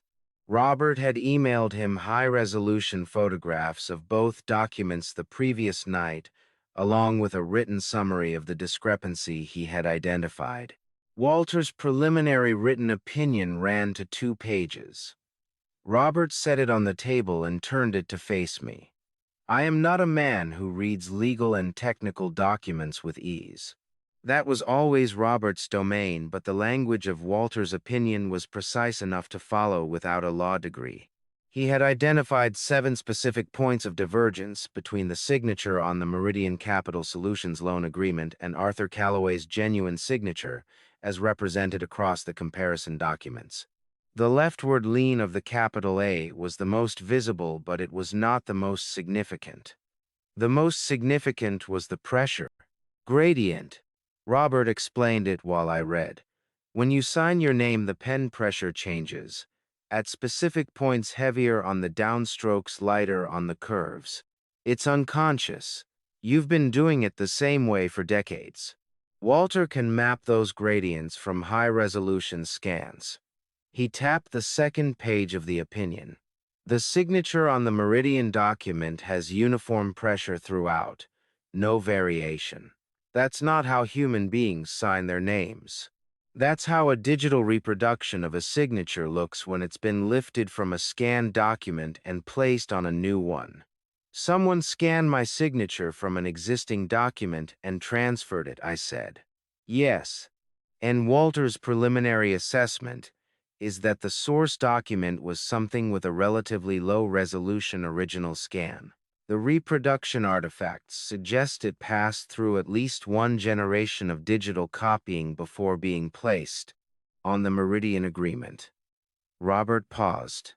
The loan documents Michael submitted to Callaway Building Supplies Accounting Department 4 years ago. The ones Brendan flagged. Those were scanned and filed digitally. The coffee in my cup had gone cold without my noticing. Michael had access to those files, I said. Michael had administrative access to the accounting drive until 18 months ago when Brendan quietly restricted it after noticing irregular file access logs. Robert closed the opinion carefully and slid it back into a document sleeve. Brendan did not tell you at the time because he had no direct evidence of intent. He only had access logs. He started keeping the file after that. I thought about Brendan Walsh sitting in that office at 6:45 inches the morning 8 weeks ago, holding the manila envelope with both hands. The quiet weight of a man who had been carrying something alone for too long. I had not fully understood in that first meeting how long he had been watching and waiting for the right moment to hand it over. How much did Brendan know, I asked. More than he said in that first meeting. Robert answered without judgment in his voice. He'll give a full statement to Graves today. I spoke to Leonard this morning as well. He reached into the briefcase and produced a second document. A printed page from what appeared to be a state business registry. Meridian Capital Solutions, LLC. It was listed as registered in Illinois 14 months ago. The registered agent was a man named Craig Dunbar, with a listed address on Remington Boulevard in Bolingbrook. The sedan Dorothy photographed last night, Robert said. The plate is registered to a leased vehicle. The lease account traces to a business address on Remington Boulevard, Bolingbrook. I looked at the registry page. Then at the forensic opinion, then at Robert. Craig Dunbar was at Drury Lane last night, I said. Watching, Robert said. Yes. Why? What does he gain from watching? Robert sat down across from me and folded his hands on the table, the gesture of a man about to say something he has organized carefully before speaking. 18 months ago, he said, I represented a retired school teacher in Will County. Evelyn Cross, 73 years old. She came to me after signing documents she did not fully understand, transferring a lien interest in her home to a company she had never heard of. The company's name was different then, but the structure was identical to Meridian, a registered LLC, a facilitator operating through elderly targets. Instruments designed to look like legitimate loan agreements. He paused. The facilitator in Evelyn's case was never formally identified. Her case settled out of court before discovery proceeded far enough to name him. I always believed the settlement was orchestrated to prevent exactly that. Dunbar, I said. I believe so. I could not prove it then. Robert looked at me steadily. I can prove it now. Outside, the October morning was bright and cold, the oak tree casting a long shadow across the driveway. Somewhere down the street, a dog was barking at something it found unreasonable. The ordinary world continuing at its ordinary pace, entirely indifferent to what was being assembled at this kitchen table. Leonard Graves is pulling Dunbar's full business history this morning, Robert said. And I have a call with Agent Thomas Brecker at FBI, Chicago at 1000. The name landed differently from the others. FBI, I said. Wire fraud across state lines, Robert said simply. The moment Meridian Capital Solutions filed instruments in multiple counties, using forged signatures, this became a federal matter. He picked up his coffee cup, found it empty, and stood to refill it. Leonard can handle the local charges. Brecker handles the network. I watched him pour the coffee and thought about Evelyn Cross. 73 years old, a retired school teacher sitting across a table from someone she trusted, signing something she did not understand. I thought about Gerald Whitmore carrying a box for 8 months of shame. I thought about, however, many others. There were whose names I did not yet know. How many people has Dunbar done this to? I asked. Robert set the coffee pot down and turned to face me. That, he said, is exactly what Thomas Brecker is going to find out. Robert took the call from Agent Brecker at the kitchen table on speaker with a yellow legal pad in front of him and his pen already uncapped. I sat across from him with a fresh cup of coffee I was not drinking and listened to the voice of a man I had never met dismantle in 24 minutes of measured federal prose the last remaining possibility that what my children had done was merely a family matter. Thomas Brecker had the voice of someone who had spent a long career delivering difficult information to people who were not ready to receive it. Unhurried, precise, caring. Neither sympathy nor its absence.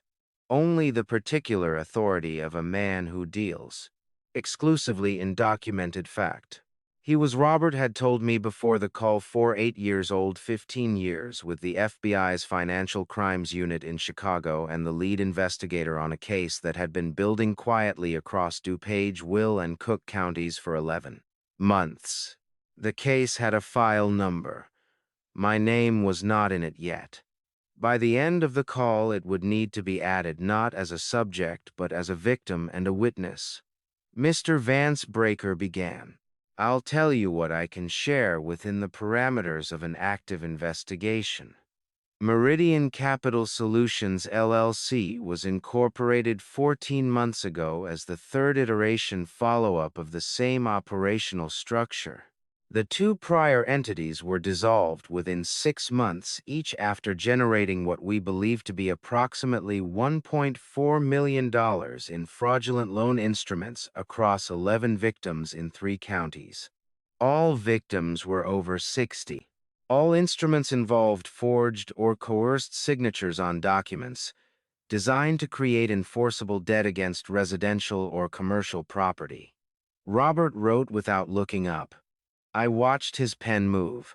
The registered agent on Meridian Breaker continued is Craig Dunbar, 52 Bolingbrook. Dunbar has prior civil judgments in 2 states for fraudulent misrepresentation in real estate transactions.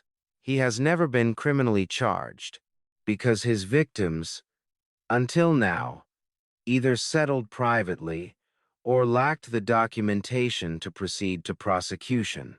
A brief pause. Your client's case is different. The physical evidence, the continuous video record, the forensic document opinion, and the coerced courier, that is a package we have not had before. That changes what we can do. How did Michael Calloway connect to Dunbar? Robert asked. The answer came, without hesitation, which told me Breaker already knew it precisely. A financial networking event at the Hyatt Regency O'Hare in Rosemont 16 months ago. Michael Calloway attended as a representative of a private equity consulting firm he incorporated in 2022. A firm with no assets, no clients, and no revenue, but a convincing enough digital presence to gain entry to the event. Breaker's tone did not change. Dunbar attended the same event. Our surveillance records placed them in silent conversation for approximately 40 minutes. 3 weeks later, Michael Calloway made the first of 7 documented electronic transfers to a Meridian Capital Solutions operating account. 7 transfers. I looked at the oak tree through the kitchen window and felt something shift in my chest. Not grief this time, but something colder and more clarifying than grief. The slow, irreversible recognition of a thing that has been true for longer than you knew. The children did not build this, I said. Robert looked up from his pad. No, Breaker said. They did not build it. Dunbar built it. Your children provided 2 things he needed: direct access to a verified high-value target and insider knowledge of that target's financial structure and daily patterns. In exchange, Dunbar offered Michael a percentage of whatever instruments could be successfully executed against your assets. Another pause, shorter this time. Michael's gambling debts are substantial, Mr. Vance. Our financial records show outstanding obligations to 3 separate creditors totaling just over $280,000. Sarah has revolving credit card debt approaching $900,000. David's investment accounts have been at 0 for 14 months. Robert set his pen down for the first time since the call began. I thought about the evening Michael had sat across from me in my living room, his hands loose in his lap, his voice carrying that particular ease of someone who has rehearsed a conversation until it sounds unrehearsed, proposing an early transfer of ownership to avoid estate tax liability. I had thought in that moment that he looked tired. I had attributed it to the pressures of his business. I had felt underneath my weariness the reflexive sympathy of a parent who cannot entirely stop reading exhaustion in his child's face as something that still belongs to him to fix. He had been $280 0 inches debt, and sitting across from me with the address of a federal fraud facilitator in his phone contacts. Mr. Breaker, I said before Robert could continue, How many people has Dunbar done this to across all three entities? A brief silence. Our current confirmed victim count is 19 plus, Brecker said. We believe the actual number is higher. Many victims do not come forward because they are embarrassed or because they have already lost the assets in question and believe there is nothing to be recovered, or because family members were involved and they are protecting them. He stopped. Then, with the same level tone he had maintained throughout. You are not the only father in this file, Mr. Calloway. The kitchen was very quiet. Robert looked at me with an expression I recognized from 40 years of friendship. Not pity, not alarm, but the specific look of a man who is giving you space to absorb something at your own pace, because he knows that pressing you will not help. I thought about 19 confirmed names. I thought about the ones who had not come forward. I thought about Evelyn Cross, 73 years old, signing documents she did not understand in a room with someone she had trusted and then settling quietly, because the alternative felt worse than the loss. What do you need from us? Robert asked. A formal joint statement from Mr. Calloway and yourself, Brecker said. Danny Kowalski's complete footage archive. Walter Simmons' certified forensic report, when it's ready. Gerald Whitmore's statement. Detective Graves has already been in contact with my office about that. He paused once more. And I would like to meet with you both in person. Tomorrow morning, if that works. My Chicago office, or I can come to you. Come to us, Robert said. 900 Naperville. I'll be there, Brecker said, and the call ended with a quiet click that left the kitchen feeling somehow smaller than it had before. Robert capped his pen and looked at his legal pad, 3 full pages of notes in his careful, compressed handwriting. 19 people, I said. That we know of, Robert said. I stood up and walked to the window.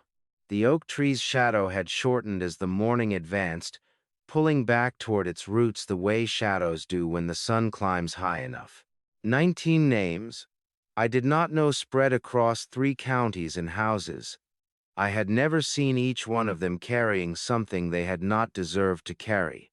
Robert, I said without turning from the window, whatever we build out of this, whatever comes at the end of all of it, I want it to mean something for them, not just for me. Robert did not answer immediately. When he did, his voice was careful in the way it gets, when he is already thinking 3 steps ahead. I know exactly what you mean, he said, and I've been thinking about how to do it. Detective Graves arrived at 2:15 inches the afternoon with Gerald Whitmore riding in the passenger seat of an unmarked Navy Crown Victoria that had seen considerably better years. I watched them pull into the driveway from the front window. Gerald got out slowly with the careful movements of a man whose joints have formed opinions about October weather and stood for a moment looking at the house with an expression I could not immediately read. Not reluctance, something more considered than that. The expression of a man who has made a decision he knows is right and is taking one last moment to feel the full weight of it before he walks through it. Robert met them at the door. I stayed in the hallway giving the entrance room. Graves had brought a digital recorder and a printed statement form.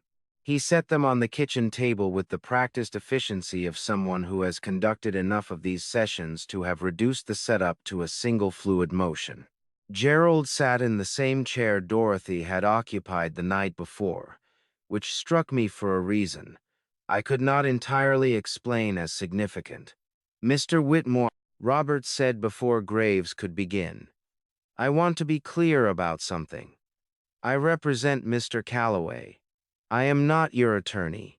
If at any point during this conversation you feel you need independent legal counsel before continuing, you have every right to stop and request that. Do you understand? I understand, Gerald said. I don't need to stop. He folded his hands on the table, the same gesture I had noticed at Drury Lane. The particular stillness of a man who has decided that his hands at least will not betray him, and began. Gerald Whitmore was 70 years old, a retired postal worker from Westmont who had supplemented his fixed income for the past 4 years with occasional logistics work. Small Deliveries document runs the kind of cash-in-hand work that exists in the gap between what a pension provides and what a life actually costs. He had a daughter in Lyle named Patricia. He had a neighbor of 11 years named Margaret Owsley, 74, a retired librarian, who lived 3 houses down on his street, and who had 18 months ago come to his door on a Tuesday evening with a sheaf of papers she did not understand, and asked him to look at them with her.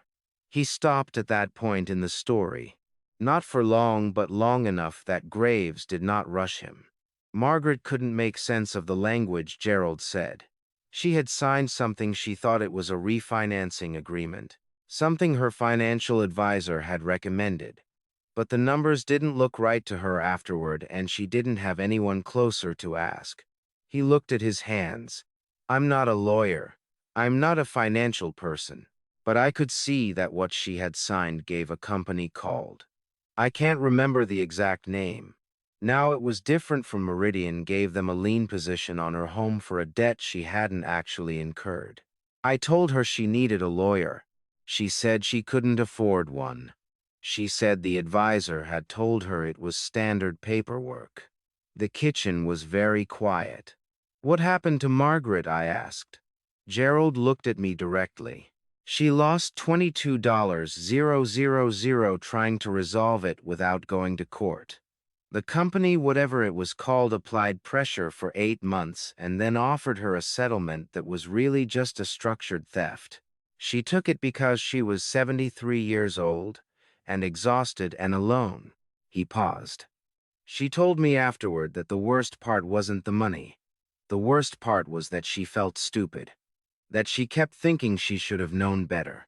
I thought about what Brecker had said on the phone that morning. Many victims do not come forward because they are embarrassed. I thought about 19 confirmed names and the unknown number beyond them, each one sitting with the same quiet shame Margaret Owsley had carried. When Michael called you, Wednesday evening, Graves said, returning the conversation to its formal track, what exactly did he say? Gerald's account of the call was detailed and consistent with everything he had told Robert at Drury Lane. Michael had identified himself by name. He had referenced the 4 envelope deliveries from 8 months ago, deliveries Gerald now understood with the benefit of hindsight had been part of the same network's earlier operational phase. He had told Gerald that records of those deliveries existed and would be provided to law enforcement if Gerald did not bring the box to the Drury Lane event before 8:00. He had specified the venue, the time, and Arthur's name. Did he tell you what was in the box? Graves asked. No, Gerald said.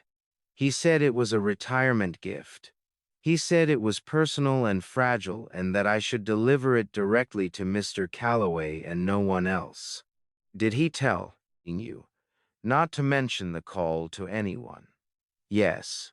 He said if I told anyone, the delivery records would go to the police the same night. Graves made a note. Mr. Whitmore, the 4 deliveries you made 8 months ago, do you remember the addresses? I wrote them down. Gerald said. He reached into the inside pocket of his gray jacket and produced a folded piece of paper, the kind torn from a spiral notebook. The edges slightly worn, the fold lines, suggesting it had been opened and refolded many times. I kept them. I don't know why exactly. I knew something wasn't right, and I thought maybe someday it would matter that I had them. He set the paper on the table and smoothed it flat with the palm of his hand.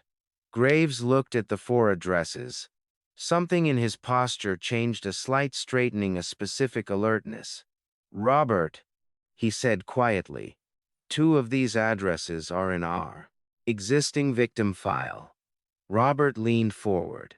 I watched him read the addresses over Graves' shoulder, and I watched his jaw tighten once briefly before his expression returned to its careful neutrality. Gerald was looking at me again. "Mr. Calloway," he said, "I am sorry I didn't say something sooner. I told myself I didn't know enough to say anything useful, but the truth is I was afraid." He held my gaze without flinching. "I was afraid, and I told myself the fear was practical good sense, and I've been telling myself that for 8 months and I'm tired of it." I did not have a speech prepared for that moment. I was not sure one would have been appropriate. "You're saying something now," I said. "That's what counts."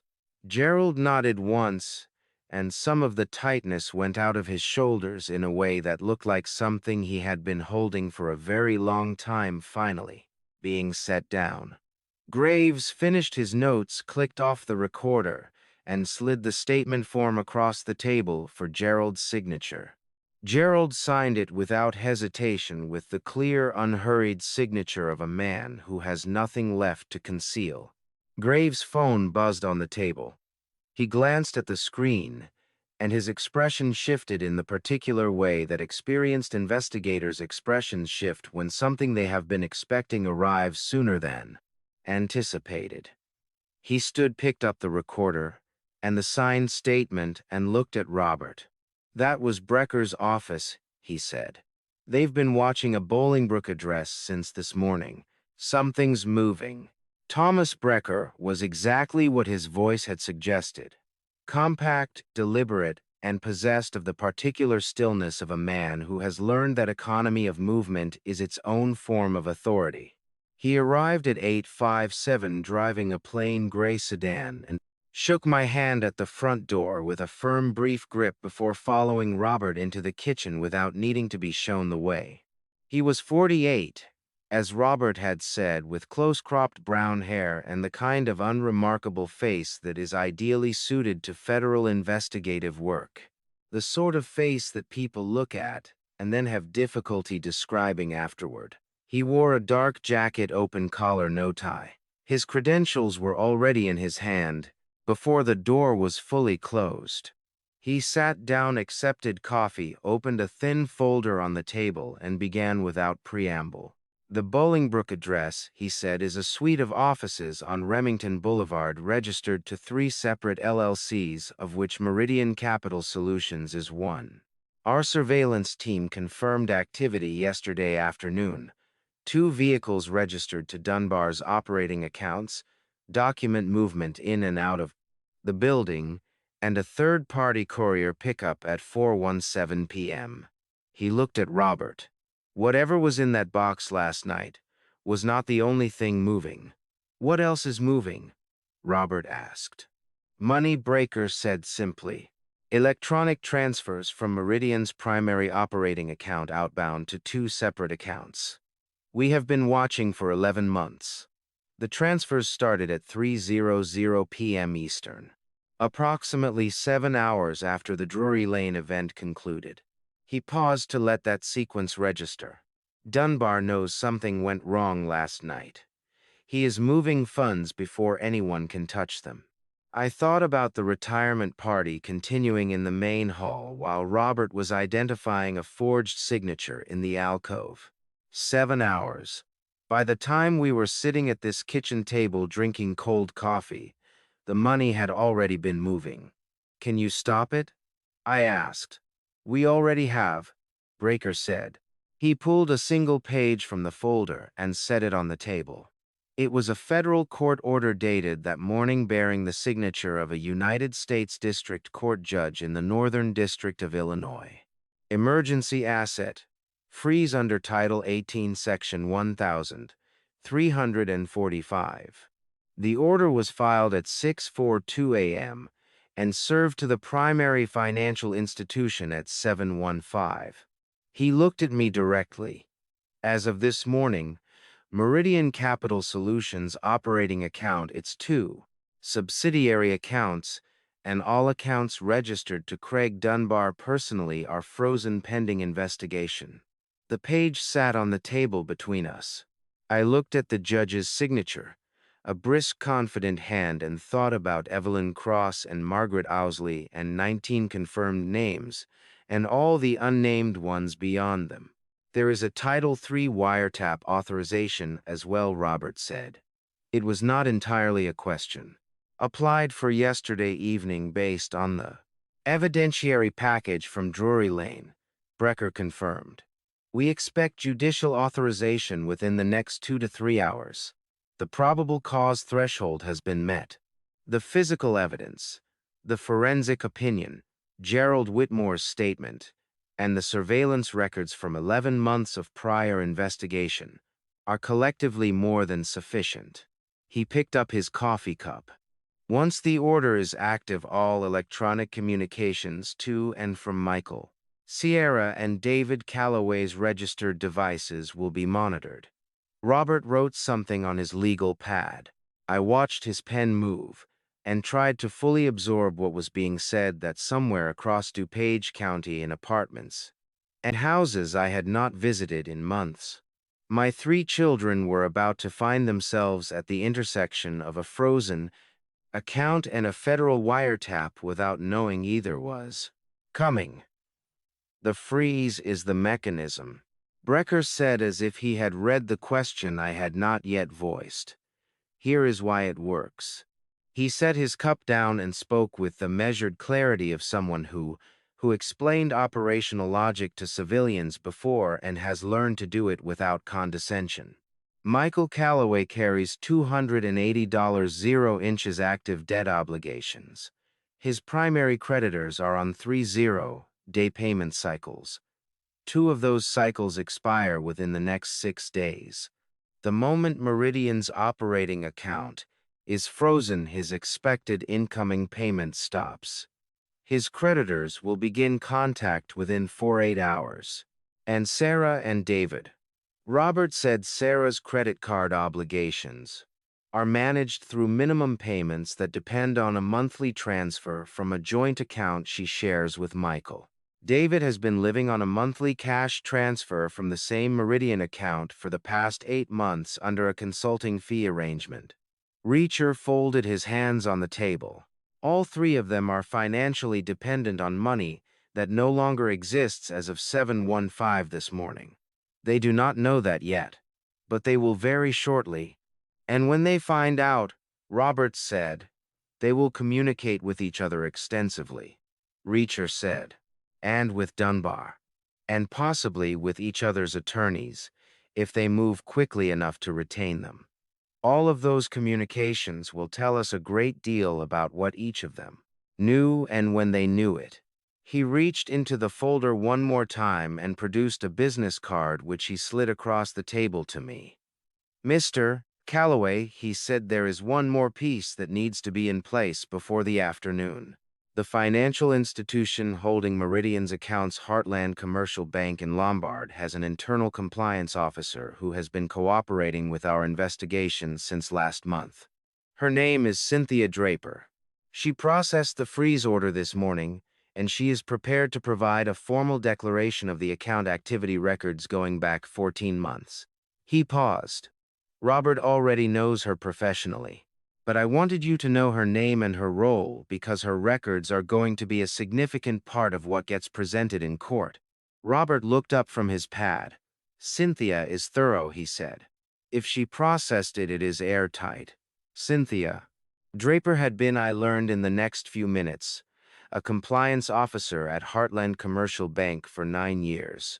A careful, methodical woman of 54 who had flagged Meridian Capital Solutions account activity as anomalous 8 months ago in an internal review, and had been working quietly with Brecker's team ever since, documenting every transaction, every transfer, every account-to-account movement with the particular dedication of someone who understands that financial records properly maintained are the most reliable witnesses in any courtroom. Brecker closed his folder, finished his coffee, and stood. The wiretap order should come through before noon, he said. When it does, the clock starts. I expect meaningful communications within 24 to 48 hours. He looked at me one last time before picking up his credentials from the table. Mr. Calloway, I need you to do one thing between now and whenever this resolves. What's that? I said. Nothing, he said. Do not contact your children. Do not respond to any message from them. Do not give them any indication that anything has changed from your end. He held my gaze. Let the silence do its work. He was out the door and in his gray sedan before I had finished processing the instruction. Robert stood at the window and watched him pull away. Then he turned to me with an expression that in 40 years I had learned to identify as the face he wore when all the pieces were finally where he needed them to be. Now, he said quietly, we wait. The wiretap order came through at 11:47 inches the morning. Robert received the confirmation from Brecker's office by secure email and read it aloud to me, without inflection, the way he reads all legal documents as if the language itself is the point and editorial commentary would only diminish. The authorization had been granted by United States District Judge Carol Whitfield of the Northern District of Illinois based on a probable cause affidavit running to 41 pages. 41 pages of evidence that had been assembled in part from an envelope Brendan Walsh had carried to an early morning office meeting 8 weeks ago. I thought about that for a moment.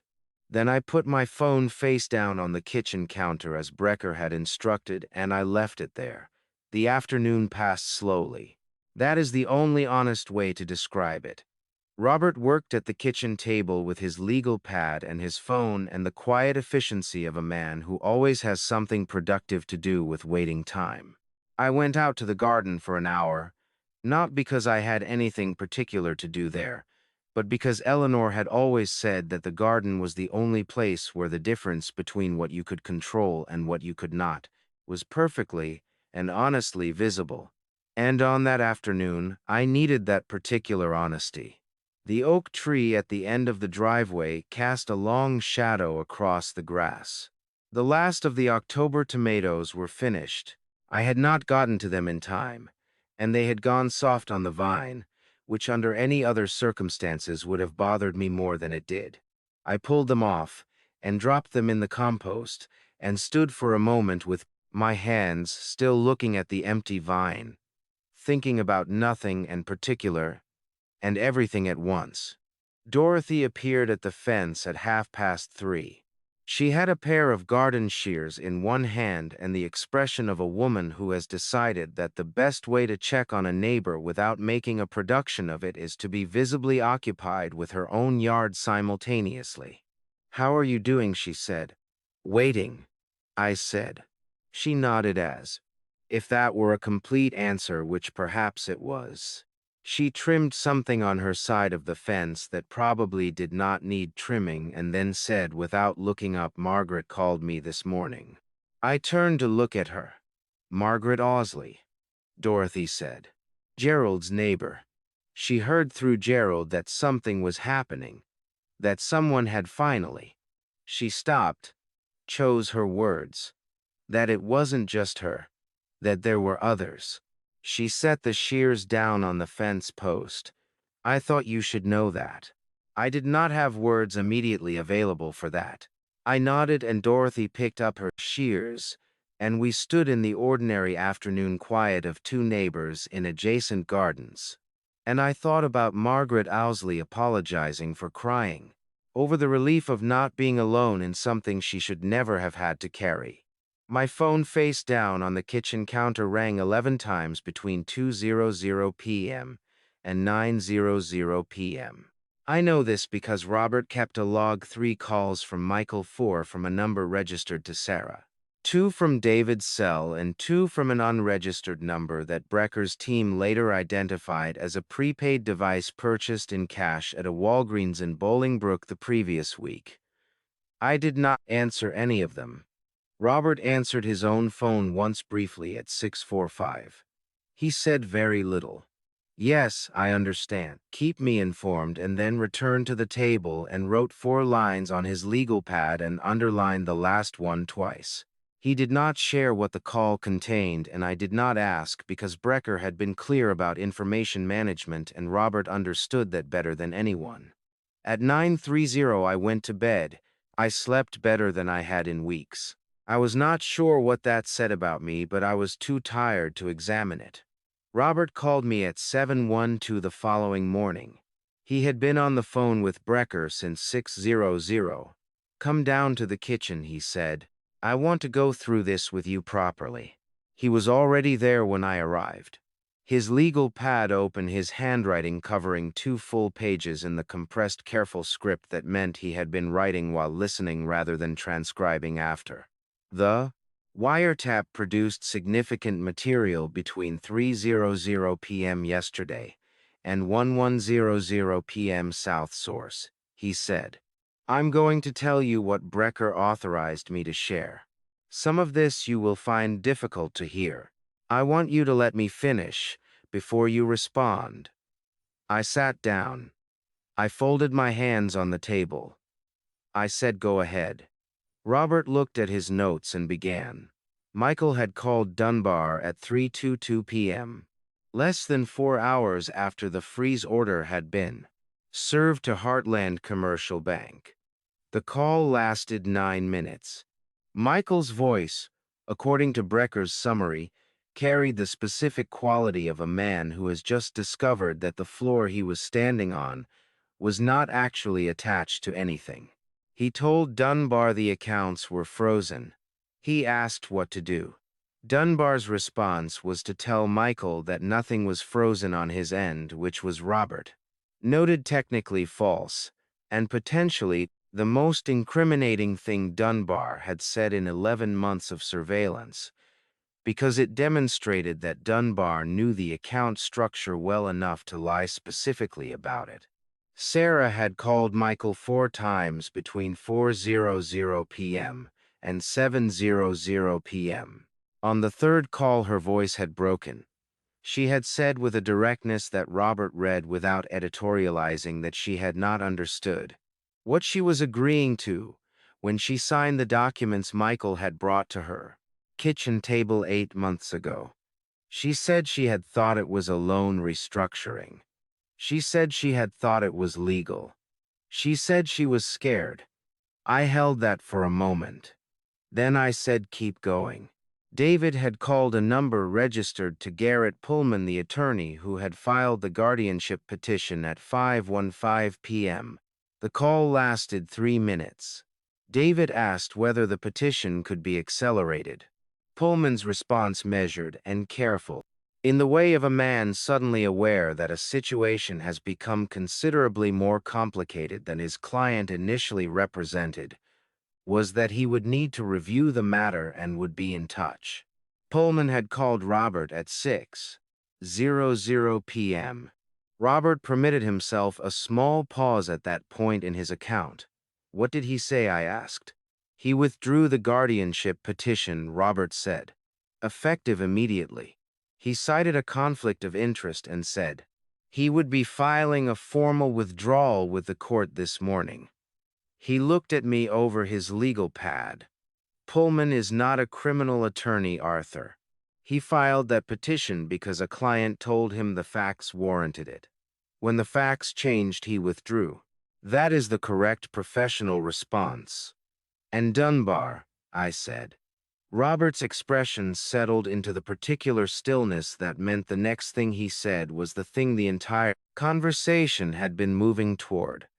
At 10:51 p.m., he fault puts.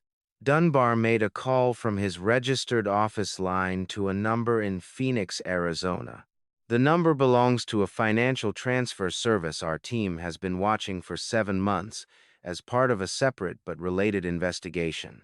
Robert set his pen down. He was trying to move what remained. The accounts were already frozen.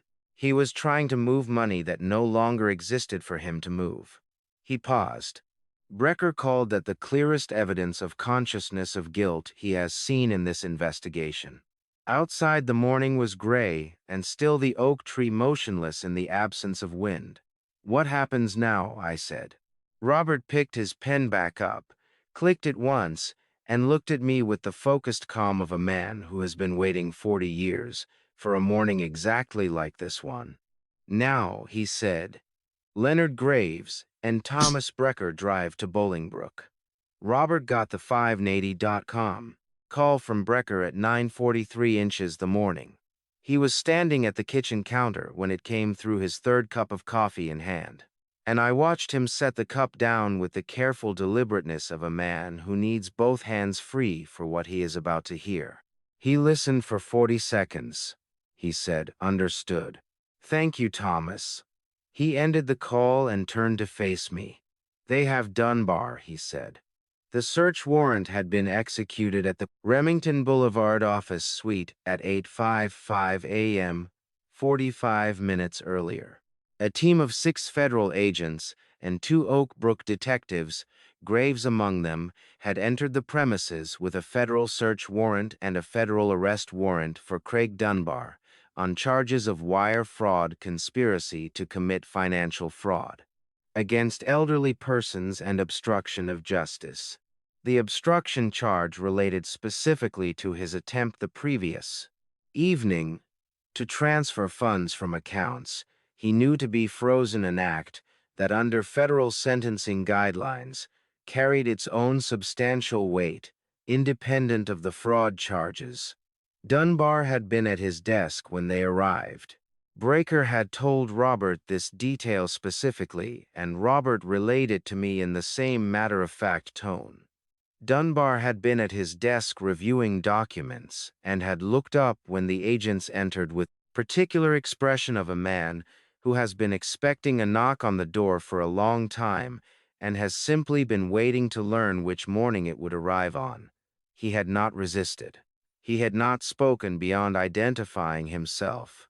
He had asked once for his attorney's phone number from his cell phone before the device was taken and bagged as evidence. I sat with that image for a moment. A 52-year-old man at a desk in a Bolingbrook office suite looking up at federal agents, and the only thing he asked for was a phone number, 19 confirmed victims, and unknown number beyond that. Evelyn Cross's settlement, Margaret Osley's $22,000, the shame those people had carried alone, and the only thing Craig Dunbar asked for was a phone number. "What about Michael and the others?" I said. Robert sat down across from me. "Recker's team is contacting them this morning. Not arrests. Not yet. Federal charges at this level require a grand jury indictment, which takes weeks. What happens today is that each of them receives formal notification that they are subjects of a federal investigation and that they are required to appear for questioning at the Chicago field office." He paused. "Their attorneys, if they have them, will be notified simultaneously. Sarah said on that call that she didn't understand what she had signed." I said, "I know." Robert said, "Does that matter legally?" Robert chose his words with the care he always applied to questions that carried more weight than their surface suggested. "It matters to federal prosecutors when they are assessing cooperation and culpability degradations," he said. "Sarah's statement on the wiretap is not exculpatory. She still participated, still signed documents, still made calls to your accounting department. But it is a significant distinction between someone who designed a fraud and someone who was drawn into one by a family member and did not ask the questions she should have asked." He looked at me directly. "Whether that distinction translates to a meaningful difference in outcome will depend partly on how fully she cooperates." I thought about Sarah at 8 years old, sitting at the kitchen table on a Saturday morning with a bowl of cereal and a library book entirely absorbed her hair, still uncombed from sleep. I thought about the particular way children occupy a space when they feel completely safe in it, the unself-consciousness of it, the absolute trust that the floor will hold. I pressed that memory down and kept my voice steady. And David, I said, David called Pullman to accelerate the guardianship petition even after the accounts were frozen. Robert said that communication demonstrates active intent at a point when a reasonable person might have paused to reassess. Federal prosecutors will note that the 7 transfers the access to your accounting files, the Rosemont meeting. His exposure is the most substantial of the 3. Brecker called back at 1:15 to confirm that all 3 of Arthur's children had been formally notified and that their appearances at the Chicago field office had been scheduled for the following morning. He also confirmed that the search of Dunbar's office had produced, among other items, a complete client file on Arthur Callaway, dating back 14 months, including correspondence with Michael that predated the Rosemont networking event by 3 weeks. 3 weeks. Dunbar had identified Arthur before Michael approached him, which meant the Rosemont conversation had not been an opportunistic encounter. It had been a deliberate approach. Dunbar had found Michael first. I told Robert that. He nodded slowly. That changes Michael's legal position. Somewhat, he said. Being recruited by a professional fraud operator is different from initiating contact. It does not remove his culpability, but it contextualizes it. He paused. It also means Dunbar targeted your family specifically. He researched you, identified your children's vulnerabilities, and used them as instruments. The oak tree outside had lost most of its leaves by now. The branches were clean and bare against the gray October sky, the structure of the thing fully visible in a way it was not when the leaves were on it. Every fork, every angle, the exact architecture of 40 years of growth. Brendan Walsh called it 20 inches the afternoon. His voice carried the particular quality of a man who has been holding a great deal of tension for a very long time, and has just felt it begin slowly and carefully to release. I gave my full statement to Detective Graves this morning, he said. Everything. The access logs, the copies of the files. All of it. A brief pause. I should have come to you sooner, Arthur. I'm sorry it took me as long as it did. You came, I said. That's what mattered. After the call, the house was quiet in a way that felt different from the quiet of the previous days. Not the quiet of waiting, which is a tense and directional thing, something more settled than that. The quiet of a process that has been set fully in motion and is now moving under its own weight toward wherever it is going to go. Robert poured 2 glasses of water and set one in front of me, the same gesture he had made the first night, the night we had come back from Drury Lane.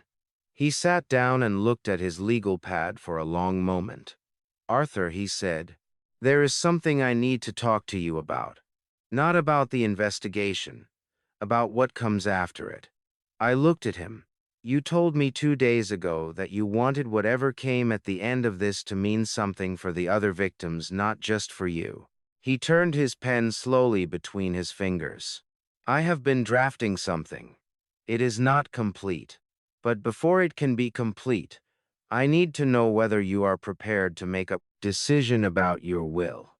Outside, the bare oak stood against the gray sky, with the patient clarity of something that has outlasted every season it has ever been through. Tell me what you have in mind, I said. Robert opened his briefcase and set a document on the table between us, 12 pages closely typed with his handwritten notes in the margins.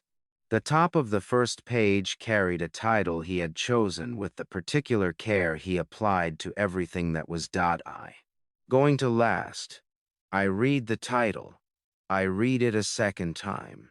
Then I looked up at Robert, and for the first time in what felt like a very long week, I felt something that was not resolve or grief or anger or the cold clarifying certainty of a man who has decided to fight. I felt something that belonged to Eleanor. The document's title read, The Eleanor Callaway Fund for Elder Justice. I sat with those 7 words for a long time. Robert had chosen them, carefully. He told me later he had written and discarded 11 variations before settling on those 7 because every other version either said too much or not enough. Eleanor's name needed to be in it, not as a memorial, but as a direction. She had spent 31 years in public education because she believed that institutions existed to protect people who could not protect themselves. The fund would do the same thing. The court hearing was held on the 14th of November 2024 inches the Dirksen Federal Building in Chicago, before Judge Raymond Aldrich of the Northern District of Illinois. A lean, deliberate man of 67, who read every page placed before him and asked precisely the questions that needed asking and none that did not. Craig Dunbar entered a guilty plea to 3 counts of federal wire fraud and 1 count of conspiracy. His sentencing was scheduled for February 2025. Federal prosecutors were seeking 7 years. Michael, Sarah, and David each appeared before a federal grand jury in late November. Michael was indicted on 2 counts of wire fraud and 1 count of identity document forgery. Sarah received a deferred prosecution agreement conditioned on full cooperation and restitution. Her wiretap admission that she had not understood the documents she signed combined with her immediate and complete cooperation with federal investigators had carried exactly the weight Robert said it might. David was indicted on 1 count of wire fraud conspiracy. Robert presented the revised will to Judge Aldrich as part of the civil restitution proceedings. Under its terms, the entirety of Callaway Building Supply's equity, the Crestwood Lane property, and all liquid assets above a modest personal reserve passed to the Eleanor Callaway Fund for Elder Justice upon Arthur's death, structured as a charitable purpose trust under Illinois law, administered by an independent board with Robert Vance serving as founding trustee. The children would receive nothing from the estate. Judge Aldrich reviewed the document without comment for 4 minutes. Then he looked up. "Mr. Callaway," Paul said, "this is your right, and it is clearly and lawfully executed. I want to confirm, for the record, that you are making this decision freely and with full understanding of its implications." "I am," I said. He signed it. I thought about Margaret Ostley apologizing for crying. I thought about Evelyn Cross settling for less than she deserved because she was exhausted and alone. I thought about Gerald Whitmore carrying shame in his jacket pocket for 8 months because he did not know who to hand it to. The fund's first distributions went out in March 2025, drawn from assets seized by federal order from Meridian Capital Solutions. Frozen accounts not from my own estate since I was still very much alive and intended to remain so. Partial restitution payments reached 11 of the 19 confirmed victims, with the remaining 8 cases still under federal calculation. Cynthia Draper, who had flagged Meridian's accounts in an internal review 8 months before anyone else moved, agreed to serve on the fund's advisory board. Dorothy Finch, who had written down a license plate number in a Drury Lane parking lot because something told her it mattered, came to the first board meeting and sat in the front row and did not say a word and did not need to. Brendan Walsh stayed on as operations manager of Callaway Building Supply through the transition period. The company did not close. It kept its 30 trucks and its 25 employees and its 40 years of work, and it passed, eventually and properly, to people who would use it without using it. I still walk out to the garden most mornings. The oak tree lost its leaves and grew them back the way oak trees do, indifferent to everything except the season. Eleanor's tomato vines are bare through winter and green again by May, which is exactly what she would have wanted. I did not stop being their father. I am not sure that is something a person can actually do regardless of what a court document says, but I stopped waiting for them to become something they had shown me clearly and at considerable effort they were not prepared to be. That is a different thing from stopping. It is more like finally setting down a weight you have been carrying in the wrong direction for a very long time. Robert came for dinner on the first Saturday of December. Dorothy brought pie. Raymond Coaster called from wherever he was traveling and talked too long, which was entirely in character. The house on Common Crestwood Lane was warm and full of the ordinary sounds of an evening that had nothing particular to recommend it except that it was peaceful and everyone in it had earned that peace in their own way. And Eleanor's name was on something that would outlast all of us. That felt to me exactly right. If this grandpa story taught me anything, it is this: love without boundaries is not love. It is an open door to people who have learned to walk through it without wiping their feet. I am not a perfect man. I held on too long, forgave too quickly, and mistook silence for peace. Do not be like me. When something feels wrong inside your own family story, trust that feeling before it costs you everything. I believe God puts the right people beside us at exactly the right moment. Robert, Dorothy, Gerald, and even Margaret, whom I never met, but who reminded me why all of this was worth fighting for. That is not coincidence. That is grace. My personal opinion: after everything, a person who exploits the elderly stranger or family forfeits the right to call themselves human. Justice delayed is still justice, and love, real love, signs its name clearly and without forgery. If this family story moved you, if you have ever lived a version of this grandpa story or watched someone you love walk through it, share this, leave a comment below, and consider subscribing, so these grandpa stories find the people who need them most. Thank you for staying until the very end. The stories ahead contain fictional elements crafted purely for reflection and understanding. If that is not for you, no hard feelings. Choose what serves you best and take good care of yourself.